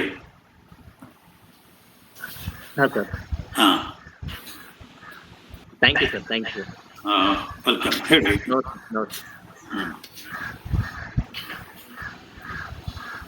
ಧನ್ಯವಾದಗಳು ಸರ್. ಪ್ರಕಾಶ್, ನಮಗೆ ಇರೋದ್ರಿಂದ ಕೊನೆಯ ಒಂದು ಪ್ರಶ್ನೆಯನ್ನ ನಾವು ಹಿರೇಮಠ್ ಸರ್ ಮಾತಾಡಿ. ನಾ ಮಾತಾಡ್ಬೋದಾ? ಮಾತಾಡ್ರಿ ಸರ್. ನಮಸ್ಕಾರ. ನಮಸ್ಕಾರ ನಾಯಕರಿಗೆ ನಮಸ್ಕಾರ. ಇಲ್ಲಿ ಚೆನ್ನಾಗಿದ್ದೇನೆ. ಹೇಳಿ. ಕತೆ, ಕಾದಂಬರಿ, ನಾಟಕ ಇವೇನು ಸಾಹಿತ್ಯಗಳಿವೆ, ಈ ಎಲ್ಲ ಸಾಹಿತ್ಯವು ಬದುಕಿನ ಕೈಗನ್ನಡಿ. ಅಂದ್ರೆ ಜೀವನವನ್ನ ಬಿಟ್ಟು ಬೇರೆ ಏನನ್ನ ನಾವು ಹೇಳೋದಿಲ್ಲ ಹೆಚ್ಚಾಗಿ. ಬೇರೆ ಹೇಳೋದು ಅಂತಂದ್ರೆ ಅಲ್ಲಿ ಪ್ರಕೃತಿ ಸೌಂದರ್ಯ ಹೇಳ್ಬೋದು, ಅದಾಗ್ಬೋದು. ಆದ್ರೆ ಮಾನವನ ಬದುಕು ಹೇಗೆ ನಡ್ಕೊಂಡು ಬಂತು ಅನ್ನುವಂಥದ್ದು, ಅಲ್ಲಿ ನೈತಿಕತೆ ಅನೈತಿಕತೆ, ಇದನ್ನ ಹೇಳ್ಬೇಕು ಇದನ್ನ ಹೇಳಬಾರ್ದು ಅಂತಕ್ಕಂಥ ಯಾವ ನಿಯಮಗಳು ಅದರಲ್ಲಿ ಇಲ್ಲ. ಯಥಾವತ್ತಾಗಿ ಒಬ್ಬ ಲೇಖಕ ಏನು ತನ್ನ ಬದುಕಿನಲ್ಲಿ ಘಟನೆಗಳನ್ನ ಕಂಡಿರ್ತಾನೆ, ಆ ಘಟನೆಗಳನ್ನ ಹೇಳ್ಕೊಂಡು ಬರೋದೇ ಅದು ಬಹಳ ಪ್ರಮುಖವಾಗಿರ್ತಕ್ಕಂಥದ್ದು. ಇಲ್ಲಂದ್ರೆ ಅವ ಒಳ್ಳೇದನ್ನ ಹೇಳಿ ಕೆಟ್ಟದ್ದನ್ನ ಹೇಳಿಲ್ಲ ಅಂದ್ರೆ ಬರೇ ಒಳ್ಳೇದನ್ನ ಹೇಳಿದ್ರು ಅನ್ನುವಂತ ಆಪಾದನೆಗಳಿಗೆ ಗುರಿ ಆಗ್ಬೇಕಾಗ್ತದೆ. ಹಾಗಾಗಿ ಸಾಹಿತ್ಯದಲ್ಲಿ ಬರುವಂತ ಕತೆ, ಕಾದಂಬರಿ, ನಾಟಕಗಳೆಲ್ಲವೂ ಬದುಕಿನ ಕೈಗನ್ನಡಿಯಾಗಿರುವುದರಿಂದ ಘಟನೆಗಳನ್ನ ಯಥಾವತ್ತಾಗಿ ವಿವರಣೆ ಮಾಡಿಕೊಂಡು ಬಂದಿರೋದ್ರಿಂದ ಅಂತ ಘಟನೆಗಳು ನಡೆದುಕೊಂಡು ಹೋಗ್ತಾವ ಅಷ್ಟೇ. ಕರೆಕ್ಟ್, ಬರೋಬ್ಬರಿ ಹೇಳಿದ್ರಿ. Thank you sir. ಕಾರ್ಯಕ್ರಮದಲ್ಲಿ ಭಾಗವಹಿಸಿದಂತ ಎಲ್ರಿಗೂ ಕೂಡ ಬಹಳ ಧನ್ಯವಾದಗಳನ್ನ ಅರ್ಪಿಸ್ತೀವಿ. ಮತ್ತೆ ಚರ್ಚೆನಲ್ಲಿ ಭಾಗವಹಿಸಿದಂತ ಎಲ್ರಿಗೂ ಕೂಡ ಧನ್ಯವಾದಗಳು. ಶೇಕ್ಸ್ಪಿಯರ್ ಉಪನ್ಯಾಸ ಮಾಲಿಕೆ ಇವತ್ತು ಪ್ರಾರಂಭವಾಗಿದೆ. ನಾವು ಪ್ರತಿ ಶನಿವಾರ, ಮೇನಲ್ಲಿ ಬರುವಂತ ಪ್ರತಿ ಶನಿವಾರ ಒಬ್ಬೊಬ್ಬ ಉಪನ್ಯಾಸಕರಿಂದ, ಸಂಪನ್ಮೂಲ ವ್ಯಕ್ತಿಗಳಿಂದ ಬೇರೆ ಬೇರೆ ವಿಷಯಗಳ ಮೇಲೆ ಉಪನ್ಯಾಸವನ್ನ ಹಮ್ಮಿಕೊಂಡಿದ್ದೀವಿ. ಅದರ ಸಂಕ್ಷಿಪ್ತ ಮಾಹಿತಿಯನ್ನ ನಾನು ಇಲ್ಲಿ ಕೊಡೋಕೆ ಇಷ್ಟಪಡ್ತಾ ಇದ್ದೀನಿ. 8/5/2021 ಅಂದ್ರೆ ಬರುವ ಶನಿವಾರ ಶ್ರೀ ಅರವಿಂದ್ ಕುಲಕರ್ಣಿ ಅವರು, ಅಭಿನಯ ಭಾರತಿ ಇದರ ಅಧ್ಯಕ್ಷರು, ಧಾರವಾಡ, ಇವರು ಕನ್ನಡದಲ್ಲಿ ಶೇಕ್ಸ್ಪಿಯರ್ ಎಂಬ ವಿಷಯದ ಮೇಲೆ ಮಾತನಾಡಲಿದ್ದಾರೆ. ಅದೇ ರೀತಿ ಅದರ ಮುಂದಿನ ಶನಿವಾರ 15/5/2021 ಸಮಯ 5 ಗಂಟೆಗೆನೆ, ಪ್ರತಿ ಶನಿವಾರ 5 ಗಂಟೆಗೆ ಪ್ರೊಫೆಸರ್ ಬಸವರಾಜ್ ಡೋಣೂರ್, ಕುಲಸಚಿವರು, ಕರ್ನಾಟಕ ಕೇಂದ್ರೀಯ ವಿಶ್ವವಿದ್ಯಾಲಯ ಕಲಬುರ್ಗಿ ಹಾಗೂ ಧಾರವಾಡ ಕಟ್ಟೆಯ ಅಧ್ಯಕ್ಷರು ಕೂಡ, ಅವರು ಈಗಲೂ ಶೇಕ್ಸ್ಪಿಯರ್ನನ್ನ ಯಾಕೆ ಅಧ್ಯಯನ ಮಾಡಬೇಕು ಅನ್ನೋ ವಿಷಯದ ಮೇಲೆ ಮಾತನಾಡಲಿದ್ದಾರೆ. 22/5/2021 ಆ ಶನಿವಾರ ಡಾಕ್ಟರ್ ಚೆನ್ನಪ್ಪ ಕಟ್ಟಿ, ಕತೆಗಾರರು, ಸಿಂದಗಿ, ಇವರು ರಣ್ಣನ ಗದಾಯುದ್ಧ ಮತ್ತು ಶೇಕ್ಸ್ಪಿಯರ್ ರುದ್ರ ನಾಟಕಗಳು ಎಂಬ ವಿಷಯದ ಮೇಲೆ ತಮ್ಮ ಉಪನ್ಯಾಸವನ್ನ ಮಂಡಿಸಲಿದ್ದಾರೆ. ಕೊನೆಯ ಉಪನ್ಯಾಸ 29/5/2021, ಅದು ಮೇ ತಿಂಗಳ ಕೊನೆಯ ಶನಿವಾರ ಆಗಿರುತ್ತೆ. Professor C Naganna sir, Mysuru, ಲೇಖಕರು, ಯುರೋಪಿಯನ್ ರೆನೆಸಾನ್ಸ್ ಮತ್ತು ಶೇಕ್ಸ್ಪಿಯರ್ ಪ್ರತಿಭೆ, ಈ ಒಂದು ವಿಷಯದ ಮೇಲೆ ತಮ್ಮ ಉಪನ್ಯಾಸವನ್ನ ಮಂಡಿಸಲಿದ್ದಾರೆ. ದಯವಿಟ್ಟು ಈ ತರನಾಗಿ ಹೆಚ್ಚಿನ ಸಂಖ್ಯೆಯಲ್ಲಿ ಉಪನ್ಯಾಸಕ್ಕೆ ಹಾಜರಾಗಿ ಈ ಕಾರ್ಯಕ್ರಮವನ್ನ ಯಶಸ್ವಿ ಮಾಡಿಕೊಡ್ಬೇಕು ಅಂತ ತಮ್ಮಲ್ಲಿ ಮತ್ತೊಮ್ಮೆ ವಿನಂತಿಸ್ಕೊಳ್ತಾ ಇದ್ದೀವಿ. ಧನ್ಯವಾದ. Thank you sir. Thank you once again. Thanks sir. Welcome.